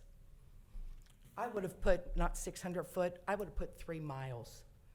3 miles apart. As Mr. Booker said, when we congregate these people who are struggling all close together, we're compounding their problems exponentially. So I think the more distance between them, the better, and I would have asked for miles in between group homes and not 600 feet. But Thank you. Is there anybody else who would like to speak at this public hearing at this time? So, Recommend closing the public hearing. okay. I motion that we would close the public hearing on the, I lost it on the group homes for children case. I'll second that. Ms. Orich? Yes. Mr. Unger? Yes. Mr. Waller? Yes. Hey, Board, the next item on the agenda is another public hearing. This is a public hearing for the 2021 to 2023 CDBG funding cycle. This is a requested change. In conversations with the county, they have indicated to us that we have approximately $55,000 remaining on that grant due to our inability to find qualified businesses to participate in the facade improvement program. Therefore, the recommendation from staff would be to reallocate these dollars to speed cushions on Sovereign Road. This is a public hearing that is required in order to change any funding request, and there will be an action item requested of the board later in the meeting. But at this moment in time, I would recommend opening the public hearing for testimony. I recommend that we open a public hearing for the CBDG funding request change. Second. Ms. Orich? Yes. Mr. Unger? Yes. Mr. Waller? Yes. Anyone who would like to speak on this particular item, please stand and raise your right hand. Do you swear or affirm that the testimony you're going to give today is the truth, the whole truth, nothing but the truth, so help you God?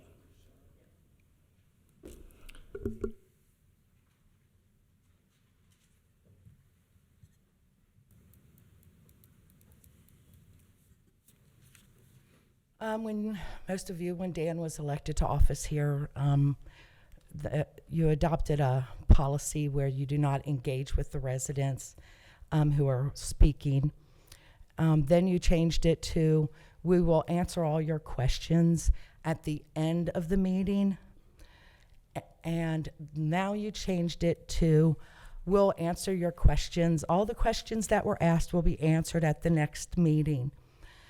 I have emailed you the questions, and I came up and asked the questions, and I still have not gotten answers from anybody, none of the trustees, nor the administrator, which I'm pretty sure is a violation of the law.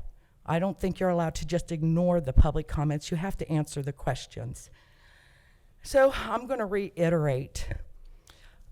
Everybody in the world supports Sovereign getting speed humps. I asked you, one of the questions I asked was the developer charged impact fees? Is it possible on the third time I can get an answer? Did the developer pay impact fees for that development? Okay, so this is why we had this last thing where people lie. You guys you're supposed to answer the question this week. You were supposed to answer it last, and you won't answer it. The CBDG funds, I don't care what the county might have whispered to you. It's against the law, and I will report it to the feds, okay? If you use this money for the speed humps. If impact fee funds exist, that is the appropriate use of the money. But since we can't get a straight answer on something really simple, that's a shame. I am still disheartened that the Greater Northbrook Group, you're looking at taking this money that should be spent in Northbrook, and they're not getting diddly squat. They're not getting anything out of this money, and they are, according to the map thing they put out, the lowest income, and you guys aren't giving them nothing. And you're putting this 40 grand for the speed humps on a street that has houses that there isn't a single one that's valued less than 300,000, maybe 400,000. And so you're spending the money to benefit upper middle class people in Colerain instead of to benefit the communities this money is designed to address. You're still doing the sidewalk that connects, $250,000, $500,000 homes to other $500,000 homes, $250,000, and you're spending another $40,000 there, but you won't give them a gazebo. You won't even give them a gazebo after they've donated thousands and thousands of hours of work to improve their community. And you're taking this money, I find this really appalling that you are abusing the financial incentives you give that are given to this township to help better the lives of the people who need it the most. And I just find it offensive that you guys cannot find a way to better spend this money to help people. Lori? you want-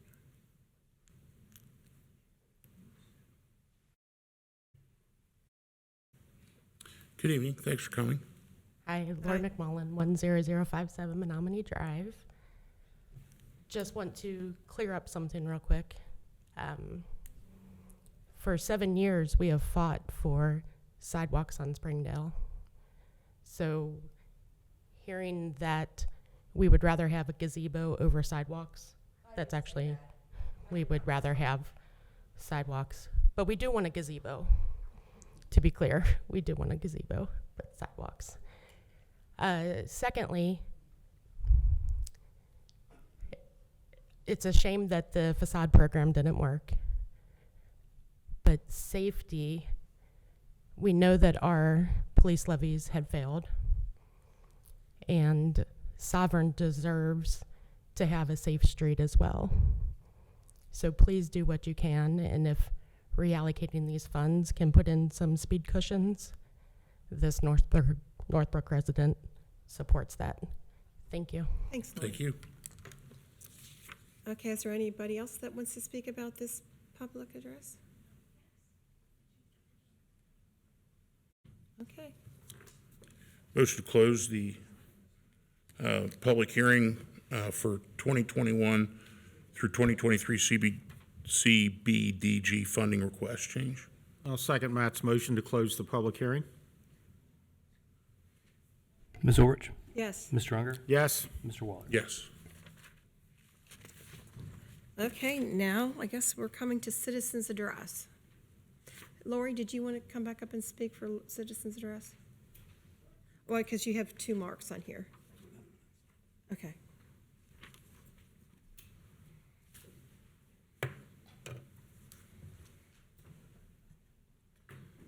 So I will be quick.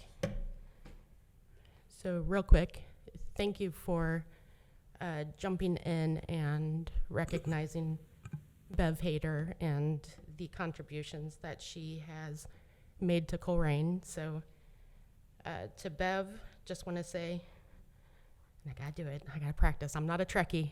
You live long, then you prosper, and we all learn something from you. Regarding the discussions tonight about becoming a city, for years, many of us have been out here saying we need money. Many times we get turned down because it's not in the budget, we don't have the money, we can't get a grant. We need money. So if it's through TIFs, let's TIF the hell out of Colerain. If it's through JEDs, let's do it. But realistically, we need to become a city because the bar is here and that funding is here. We're not gonna reach what we need to reach. And speaking of being able to reach things, we need to be able to reach investing in a flock system. If we can not have enough cops on the street, we need all eyes on deck, and Colerain is a black hole for all of the neighboring communities around us. No wonder criminals want to come here right now because we don't have enough on the street, and there's not the consequence of knowing if you're driving down Colerain, we're gonna find you. So please support Flock. Thank you. Can you, while you're up there, tell everybody about the Northbrook Cleanup Day? Oh, my favorite day of the year. Yes, so May 4th, which is May the Brook Be Cleaner Day, is cleanup day. It starts at 9, ends at 3, or whenever we fill 6 dumpsters of trash and 1 of tires. That usually happens around 2:30. We run out of room. If anybody wants to volunteer, we need volunteers. We provide breakfast, lunch, water. So come on out, wear dirty shoes, clothes you want to throw away, because you will be in dumpster sludge. Thank you. Thank you. Thank you. Eric Riefenbacher? Reifenbacher. Reifenbacher. Did you notice I've gotten it right twice now? Yeah. I did on purpose. Thank you for having me up here tonight. As a young kid growing up in Groesbeck, I had this weird fantasy that one day there would be a city of Colerain. And then I grew up, and hearing this discussion on whether we should remain a township or become a city, I don't know if fracturing ourselves would solve any of our current issues. It might just compound them and make them worse. Will we have a city of Colerain Police Department and Colerain Township Police Department, and same with the fire departments? Are we going to compound the issues that we're currently trying to solve?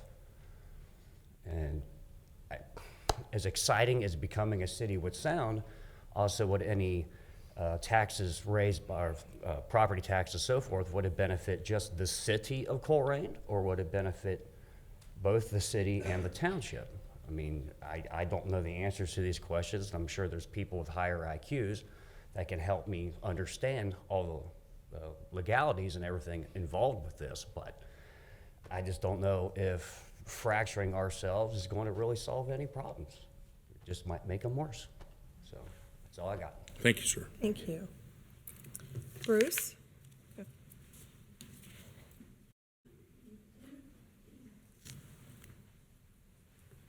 Good evening. Good evening. I wasn't planning on coming tonight. Didn't come last time. I've lost trust in Colerain Township for a number of reasons I won't go into right now. Last night I found out about this "Let's Become a City" in the package, so I spent last night reading it. And I agree with what you're doing with the group homes, whatever you call them. You need to deal with the problem. But when I read pages 57 through 65, it brought me back to lawyer, bureaucratic stuff that does not convey information to the people who are making decisions. Now, I don't know how many of you are in cahoots with this.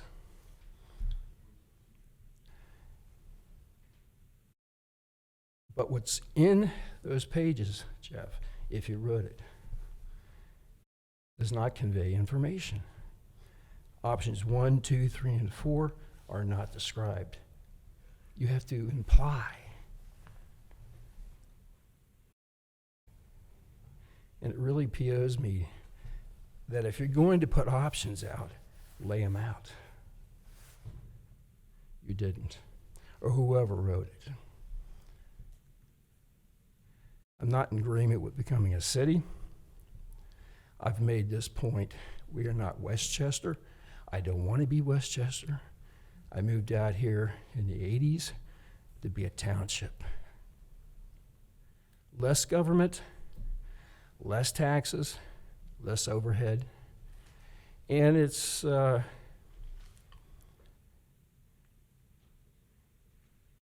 mean, there's so many issues that go through my mind with this. So what was written is not intelligible to a lot of folks. And this is brought to my attention for people who have Facebook, and I don't.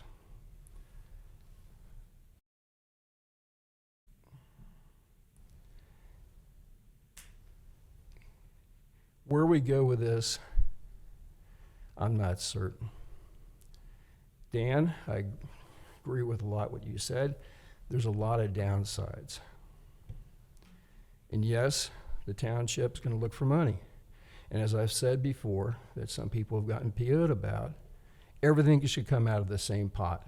Fire, police, general fund should come out of the same pot. It should all be ranked according to the needs of the citizens. And that's not being taken care of.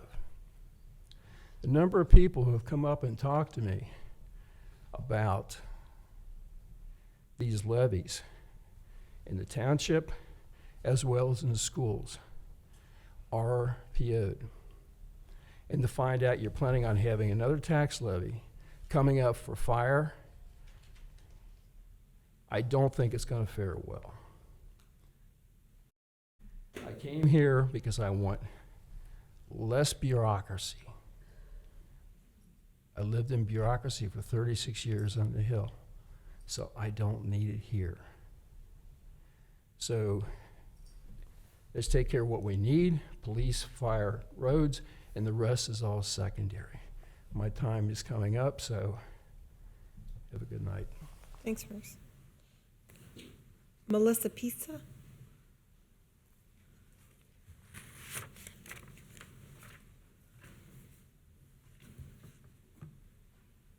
Good evening. I did not really come prepared to talk, so I am sorry. I do have a physical condition that my speech is a little mixed up sometimes, but I came for a personal reason. I own a home that I inherited from my mother. My daughter will inherit it from me. She's currently living in the home. I live in Florida. My husband works for the Department of Defense, so we can't live up here. This home is now considered rental property because I'm not living there. The Board of Revision says the trustees made the law, the legislature about it, that it's going to be rental property even if family is living there, because they're following the guidelines that are set forth through the county. The county, however, says you do not need to register it as rental property if your family is living there, regardless of whether they pay rent or not. My daughter's not paying rent. I'm paying all the utilities. I do all the maintenance. I am up here not 183 days, which would make me a full-time resident. I am up here probably close to 100 days. We live in coastal Florida. I pay the taxes. It's only a $50 registration fee, but I feel like people like me and other people who were before the board last week are having problems feeling targeted. Our families, were helping them by letting them stay in the homes rent-free, and we're being charged for that. They told me this morning it's so that they know who owns the property. Well, when I was renting it out to pay the bills for my repairs of the home after I got it from my mother, I registered with the county. I called the township. There was no registration needed. The county didn't charge. They just wanted to know who to contact if there was an issue. Now they're saying, your family lives there. You do not need rental registration. But my registration for the township says, are you registered with the county?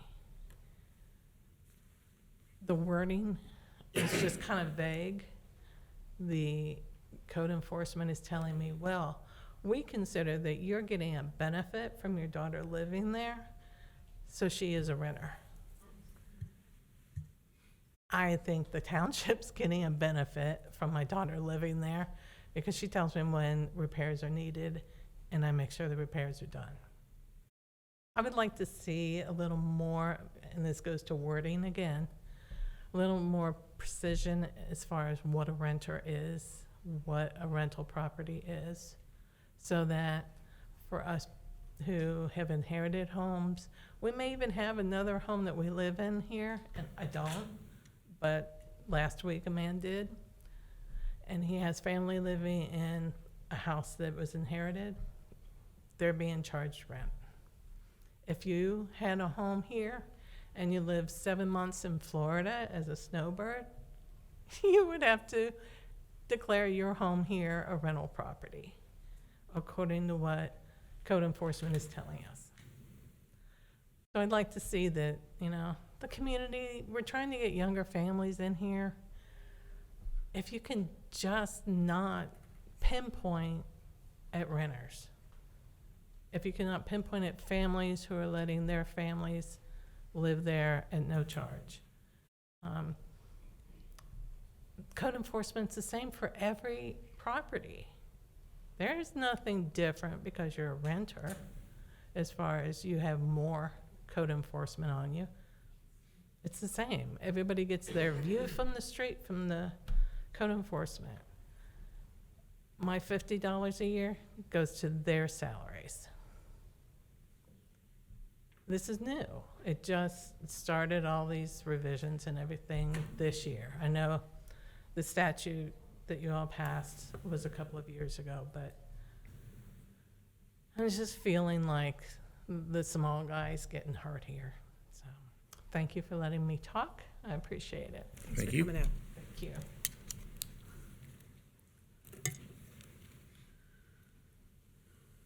Okay, now we go to administrative reports. Thank you, Board. For administrative reports, I'll start by just mentioning that I'm aware that there were some items that were either distributed or in the entryway were not necessarily reviewed, approved by the township, no affiliation with the township, so if anyone picked those up, just be aware of that. Looking at items from prior meetings in terms of items to address, township doesn't charge impact fees. Impact fees typically go with a water or sewer line and therefore the connection to your water or sewer district. Therefore, there would be no impact fees to use on Sovereign Road. And I'd like to just, and we can talk about it later too, but further emphasize on the governance review, but the memo speaks to all continuums. It's not saying one answer or another. It even speaks to, I think, Bruce, a little bit of what you were talking about, which is reducing our services, which I think is what you just expressed, and how we could get there and what that would look like. It's not detailed, and that's intentional because the goal at this point is to start a conversation to see where we as a community may want to go into deeper conversations. So having said that, looking at other department directors to see if any have administrative reports. Looks like Tiffany has one. Oh, you want a citizen's address? Okay, I put you in the top. Yeah, well, you came up and spoke on both of them. Public hearings, that's different. This is comments, right? You're under citizen's address now? Yes. Okay, double checking. There were some things that happened a few months ago that I wanted to correct, Dan. First off, when you guys went over the audit report, you made claims about how great it came out and that kind of thing. And you, during your citizen comments, said that a certain citizen had made almost 100 complaints to the auditor's office, and none of them were true. And I subsequently made a public records request from you all, and Mr. Weckbach said no such record exists, and asked him where you got that information from. And I also made a public records request to the state auditor, and they complied. It was not almost 100 complaints that were made against you by a particular person. It was like four complaints, that's all. So when you say that, you are lying to the public in order to try to disparage residents. Your effort is to disparage your residents instead of listening to them. And on two of those complaints, 4 complaints, one of them, they could not come to a conclusion. The other one, they came to a conclusion that of the 187 property abatements you had done during the course of that audit, only 12 of them were abated, according to the records of the auditor's office. And I inquired about that, and they said, that's true. I said, so none of the rest were abated? And she said, no. There were no records to show us if they were. All we know is they're not registered with the county auditor.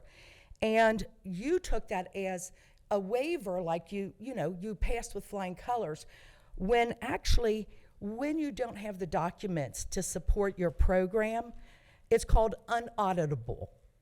That's like really bad. So I just wanted to correct that. That's been in my crawl for months.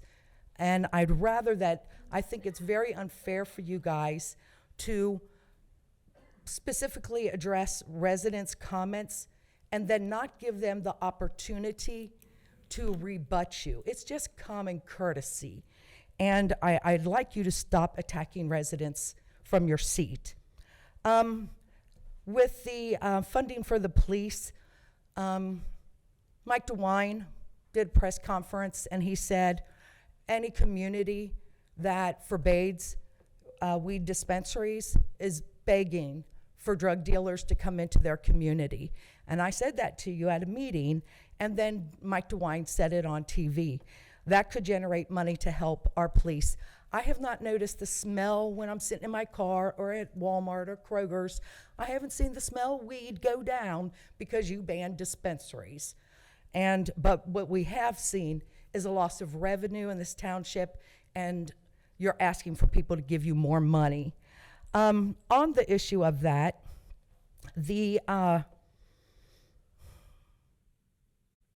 what was it?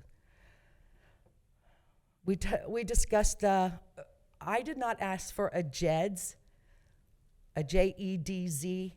What I suggested to you was a JED, a JEDD, okay? That's nowhere in your information about alternative funding and structures for this government. And I think that's unfortunate. You're only presenting those options you want to present. The JED, of course, is the one that would make you pay taxes instead of all these people pay taxes. So I don't know why that's going on. I would hope, I do agree with Jeff. He is absolutely right. At these dire times in our financial situation, we must look at other structures and every opportunity to increase revenues and what is going to be best, not for the township as an entity, but maybe we should think about what's best for our residents. There is, what you left out in your report is if you guys pass a resolution unanimously, you can let a community like Northbrook move forward with becoming a city if that's what they choose. To not do it is to force them into the situation where it's extremely difficult. So you can either support them in what they want or not. Same with the passing of the whole city-wide. If you unanimously do it, we don't have to go collect signatures. Making people collect signatures is your way of blocking people from doing something you personally don't want them to do. And I will say this also. I'll finish up real quick. Both of you have spent your life making a reputation for defeating levies and cutting taxes. And what you're seeing happen in society is that people believed you, that taxes aren't fair, taxes are too high. Yes, they are too high, but you did a good job for the first part of your career teaching them taxes are bad, and now you're dealing with what happens, fiscal craziness. Okay, we'll get back to administrative reports. I think that was the conclusion of administrative reports. Okay. Now, Did Tiffany have something? Sorry, yes, I believe Tiffany did have something she wanted to mention. Sorry about that, Tiff.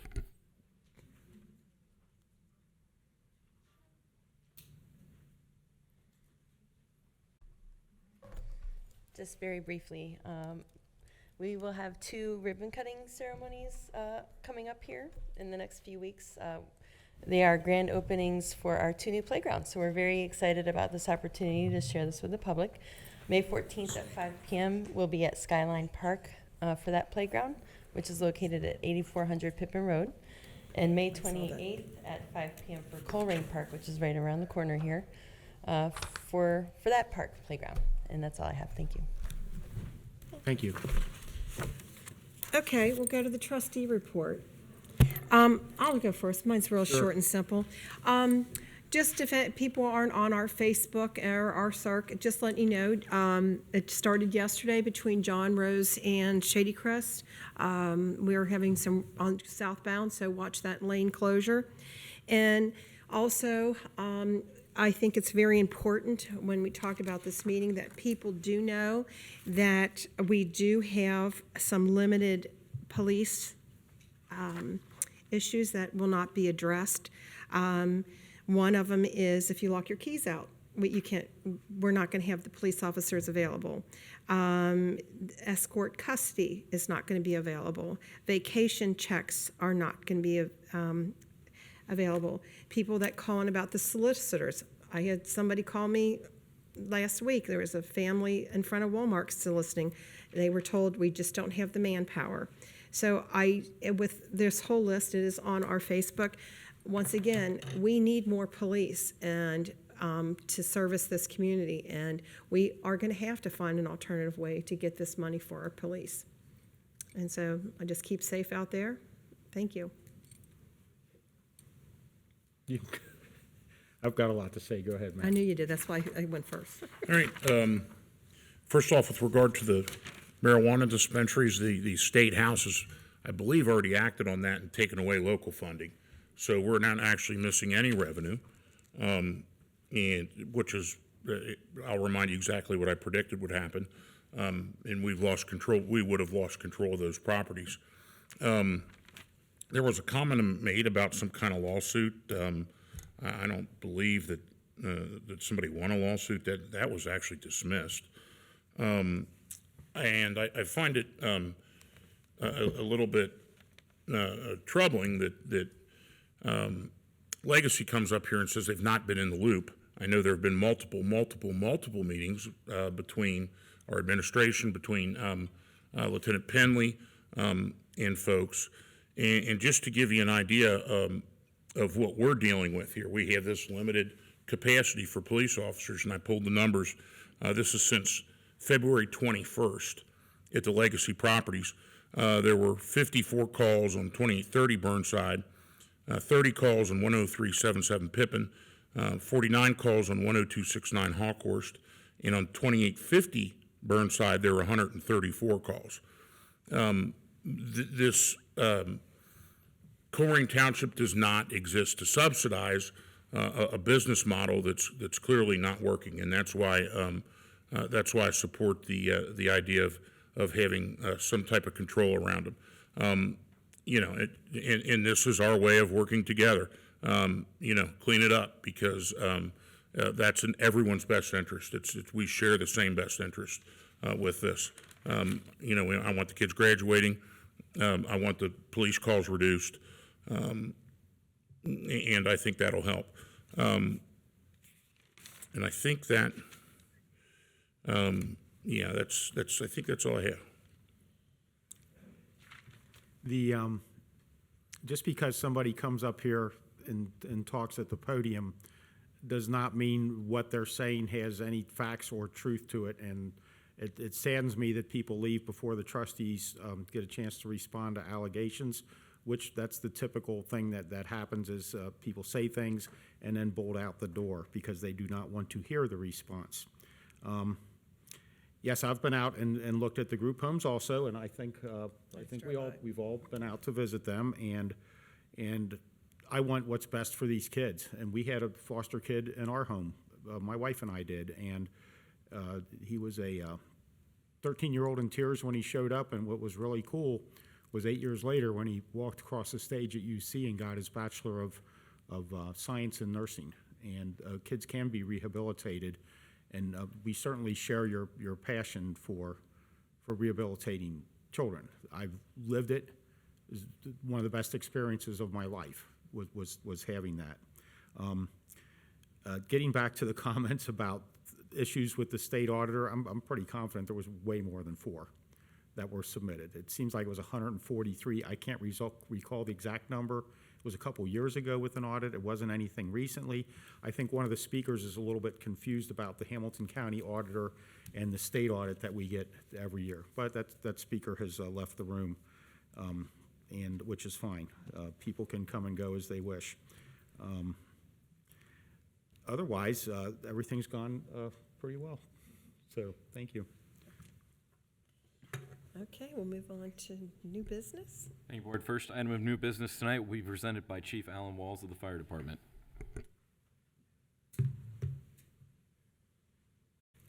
Dan has his slide. Welcome, Chief. We need to turn the mic on, I think. It's not scheduled for high. Good evening. Yeah. I'll just have one item for tonight. I have a motion authorizing a pay increase and adoption of a wage scale for Department of Fire and EMS seasonal hydrant personnel, and we recommend adoption of that motion. I motion that we authorize the pay increase and adoption of a wage scale for Department of Fire and EMS seasonal fire hydrant personnel. I'll second. Any discussion? And that's just the folks that go out and maintain our hydrants while the weather's warm, and they can go out and paint them and keep the infrastructure in top condition. That's correct. None for me. None. Ms. Orich? Yes. Mr. Unger? Yes. Mr. Waller? Yes. Thank you. Thank you, Chief. Thank you, Board. The next items will be presented by Police Chief Ed Cordy. Chief, welcome back. Thank you, thank you. Okay, item B, I have a resolution declaring nuisance and ordering abatement. Only two properties on this one. 7681 Livingston Road and 7150 Colerain Avenue. Recommend adoption of the resolution. I'll motion to approve the resolution declaring nuisance and ordering abatement at the addresses provided in the packet and mentioned by Chief. I'll Now- second. Sorry. No comments from me. No comment.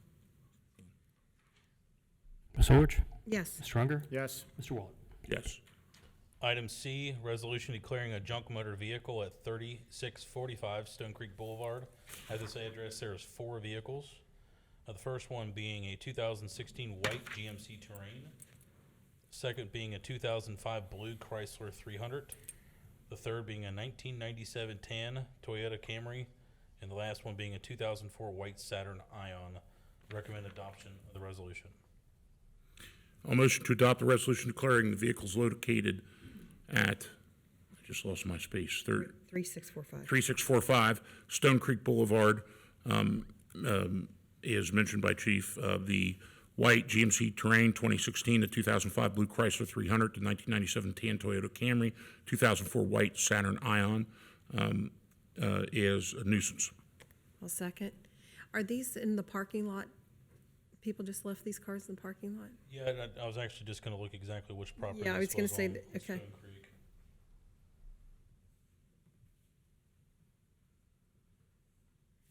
Yeah, these are going to be ones that are left in the parking lot. Looks like that's in that joint lot of Starbucks and Okay. Lazy Boy and such. Okay.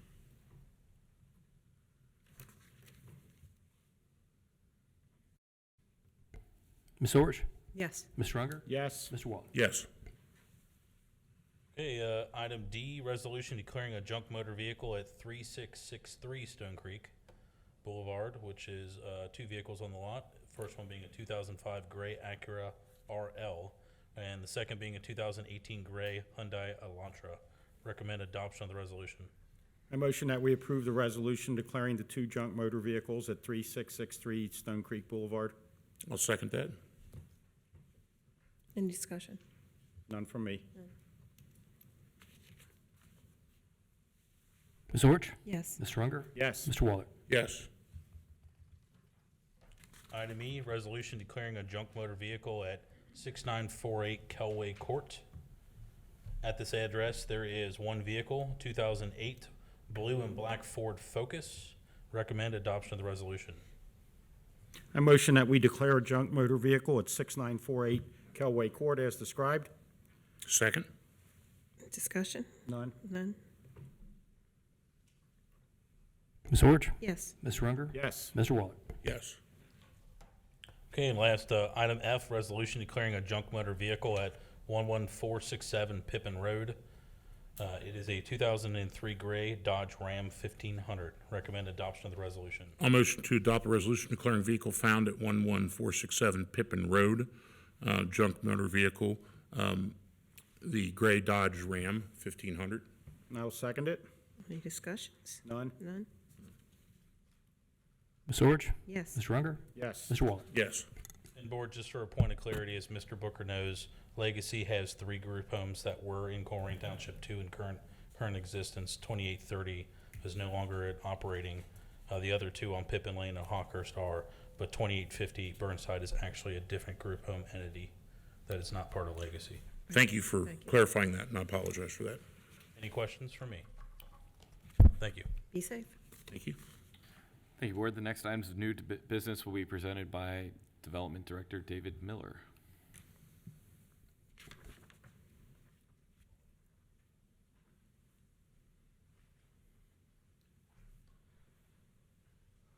All right, so I believe first item's the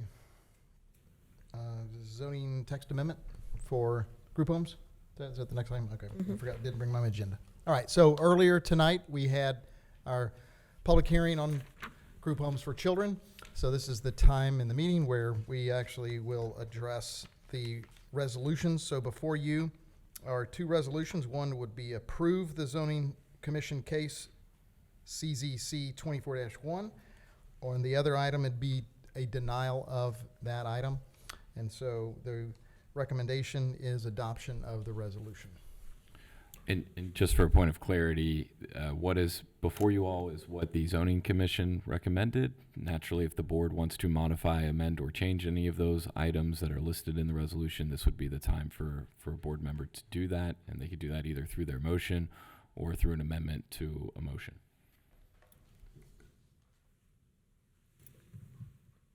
I don't have any amendments.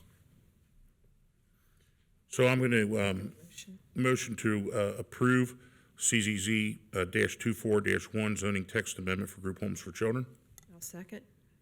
Any discussion? No, I applaud the mission, but we need to Have the improve rules set in situation. place, right? Ms. Orich? Yes. Mr. Unger? Yes. Mr. Waller? Yes. Next item is related to another development project. The Zoning Commission held a public hearing April the 8th, 2024 on case CZC 24-2. It is a zoning map amendment and a preliminary development plan for address 9328 Pippin Road. This is a 118-unit apartment complex that's going to be for senior assisted living. And so the Zoning Commission held a public hearing and held all the public testimony from the developers and made a recommendation to you. And so what the next item would be for the Board of Trustees to hold their own public hearing on this zoning map amendment. And so the recommendation would be for you to pass this resolution, this motion, to set a public hearing for May 14th, 2024 for this case. So I'm going to motion for the Board of Trustees to set a public hearing for May 14th, 2024 for case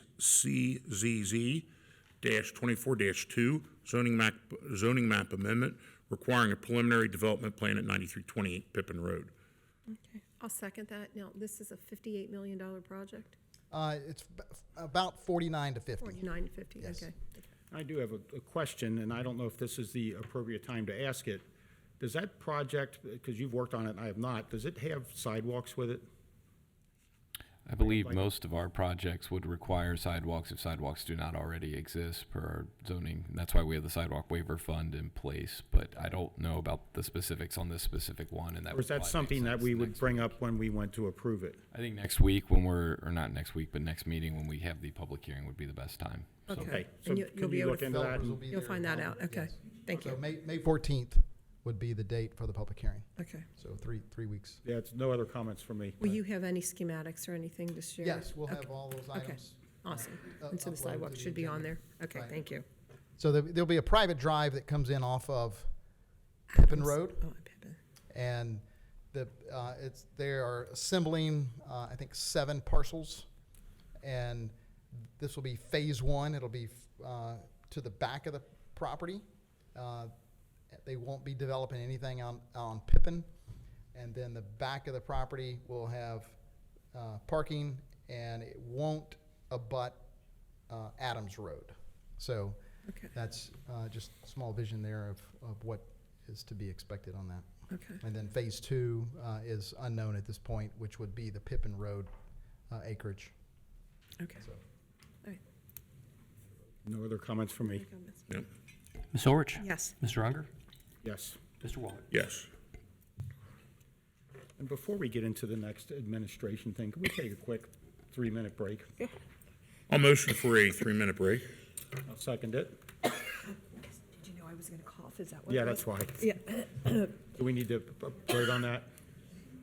Ms. Orch? Yes. Mr. Unger? Yes. Mr. Waller? Yes. We're all back here. Sure. Ms. Orch? Here. Mr. Unger? Here. Mr. Waller? Here, thank you. Thank you, Board. The next items of new business will be presented by Assistant Administrator Tiffany Mays. Welcome back again. Thank you. Okay, we've got, the first item is a motion authorizing the Township Administrator to execute an amendment to the Colerain Historical Society Memorandum of Understanding. This information can be found on page 53 of your agenda packets. On January 23rd of 2024, the Township entered into an agreement with the Colerain Historical Society. The agreement states that the operation of the museum hours are limited due to the renovation of the basement from the training center being closed down. That renovation has now since been completed, and we would like to extend that agreement to a 3-year term and full operating hours for the Historical Society. Staff recommendation is an adoption and approval of the motion. I motion that we authorize the Township Administrator to execute an agreement to the Colerain Historical Society Memorandum of Understanding. I'll second that. Any discussion? I think It they- looks fantastic. I think so too. I was going to say they do a fine job with everything they do, and I appreciate all the volunteer hours that go into that organization to document where we've been. It's fun to look at all that history. Ms. Orch? Yes. Mr. Unger? Yes. Mr. Waller? Yes. Thank you. The second item is a motion to amend the 2021-2023 CDBG allocation for purchase of speed cushions for Sovereign Drive. This information is on page 55 of your agenda packet. The motion would amend the existing 2021-2023 CDBG funding to allow for the purchase of speed cushions on Sovereign Drive. Previously, these dollars were set aside for facade improvement, for the facade improvement program, which was unable to find any eligible properties to partake in this program. Staff recommendation is an adoption and approval of the motion. I motion that we amend the 2021-2023 Community Development Block Grant allocation for the purchase of speed cushions for Sovereign Drive. I'll second, and I'm very happy for that community that they're gonna get this. This is awesome. So just to clarify one thing for you all, I believe this will probably be the last formal public action that you will take on this initiative. We have quotes in from vendors because of the bidding thresholds and the fact that it's not a contract. There will be a purchase order associated with this, but there won't necessarily be a need for you all to vote on, yes, we're selecting this vendor and that sort of thing. Okay. Unless you all desire, we can do that, but that just may delay our process. Will that be on a consent agenda in the future, or? Was not my intent. It was if the purchase order gets signed. We've already move talked it to forward, death so and get it done. unless you all want to talk some more, we're more than welcome to. So There was a comment made during the public citizen comment about the value of the homes there. These are all going on the old established part of Sovereign. None of it's going in the new neighborhood. Correct. And for those that don't know, this construction has allowed for a pass-through from Pippin Road to Colerain Avenue, and for anyone that's not familiar with where it is, but these are going on the older part of the street that was built.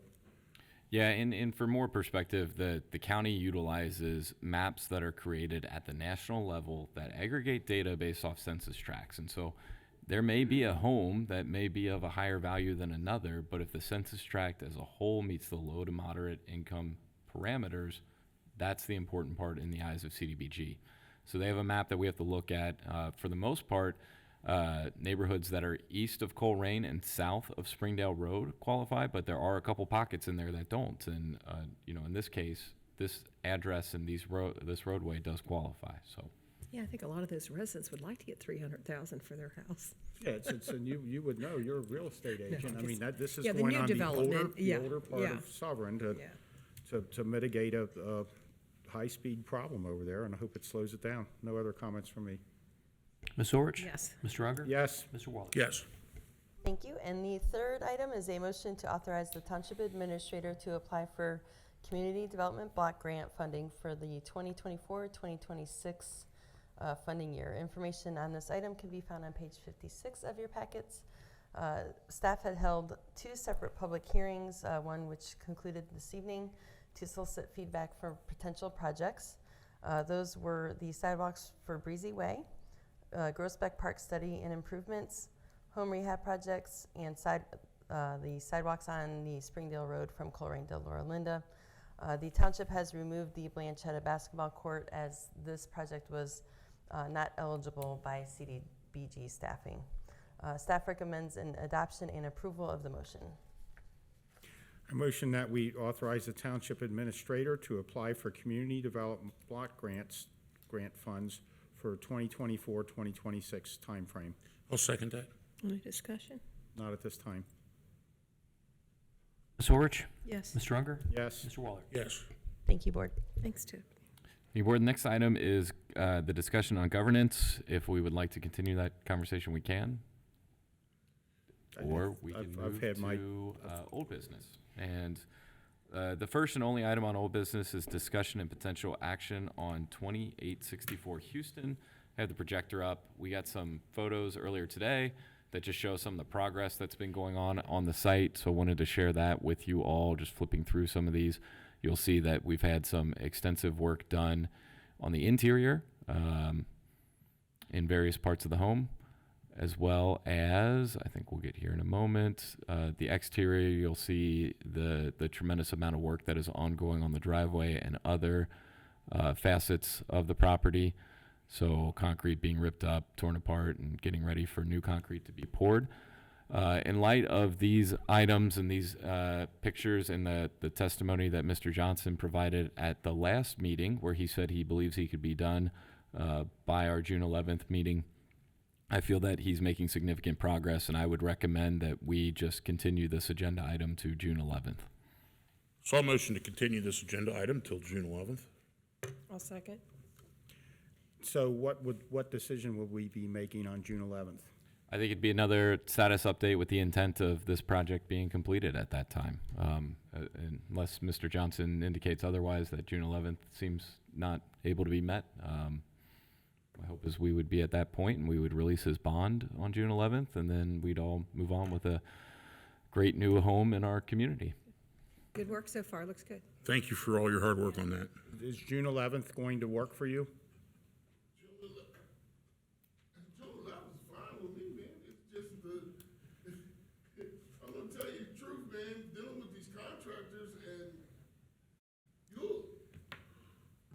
We're doing good, man. And one day you'll call them and say, man, where you at? No, I know, that's fine, but I had another customer. I overbooked you. You know, it rained yesterday. You know, it's always something. So June 11th is fine with me. sounds good. It looks a lot better. Thank you for cleaning that up. Thank you. Ms. Orich? Yes. Mr. Unger? Yes. Mr. Waller? Yes. You too. Thank you. Safe trip back to Columbus. Thank you, Board. The next items on the agenda are consent items, which I'll read into the record. The first is a contract with KZF for amendment to our zoning resolution. That is for $0. The second is a change order with Pepper Construction. That is for $117.36. Next is a promotion to full-time firefighter. That's Chris Billups at a rate of $22.43 per hour. Next is a promotion to full-time firefighter. That's Jake Laney at $25.40 per hour.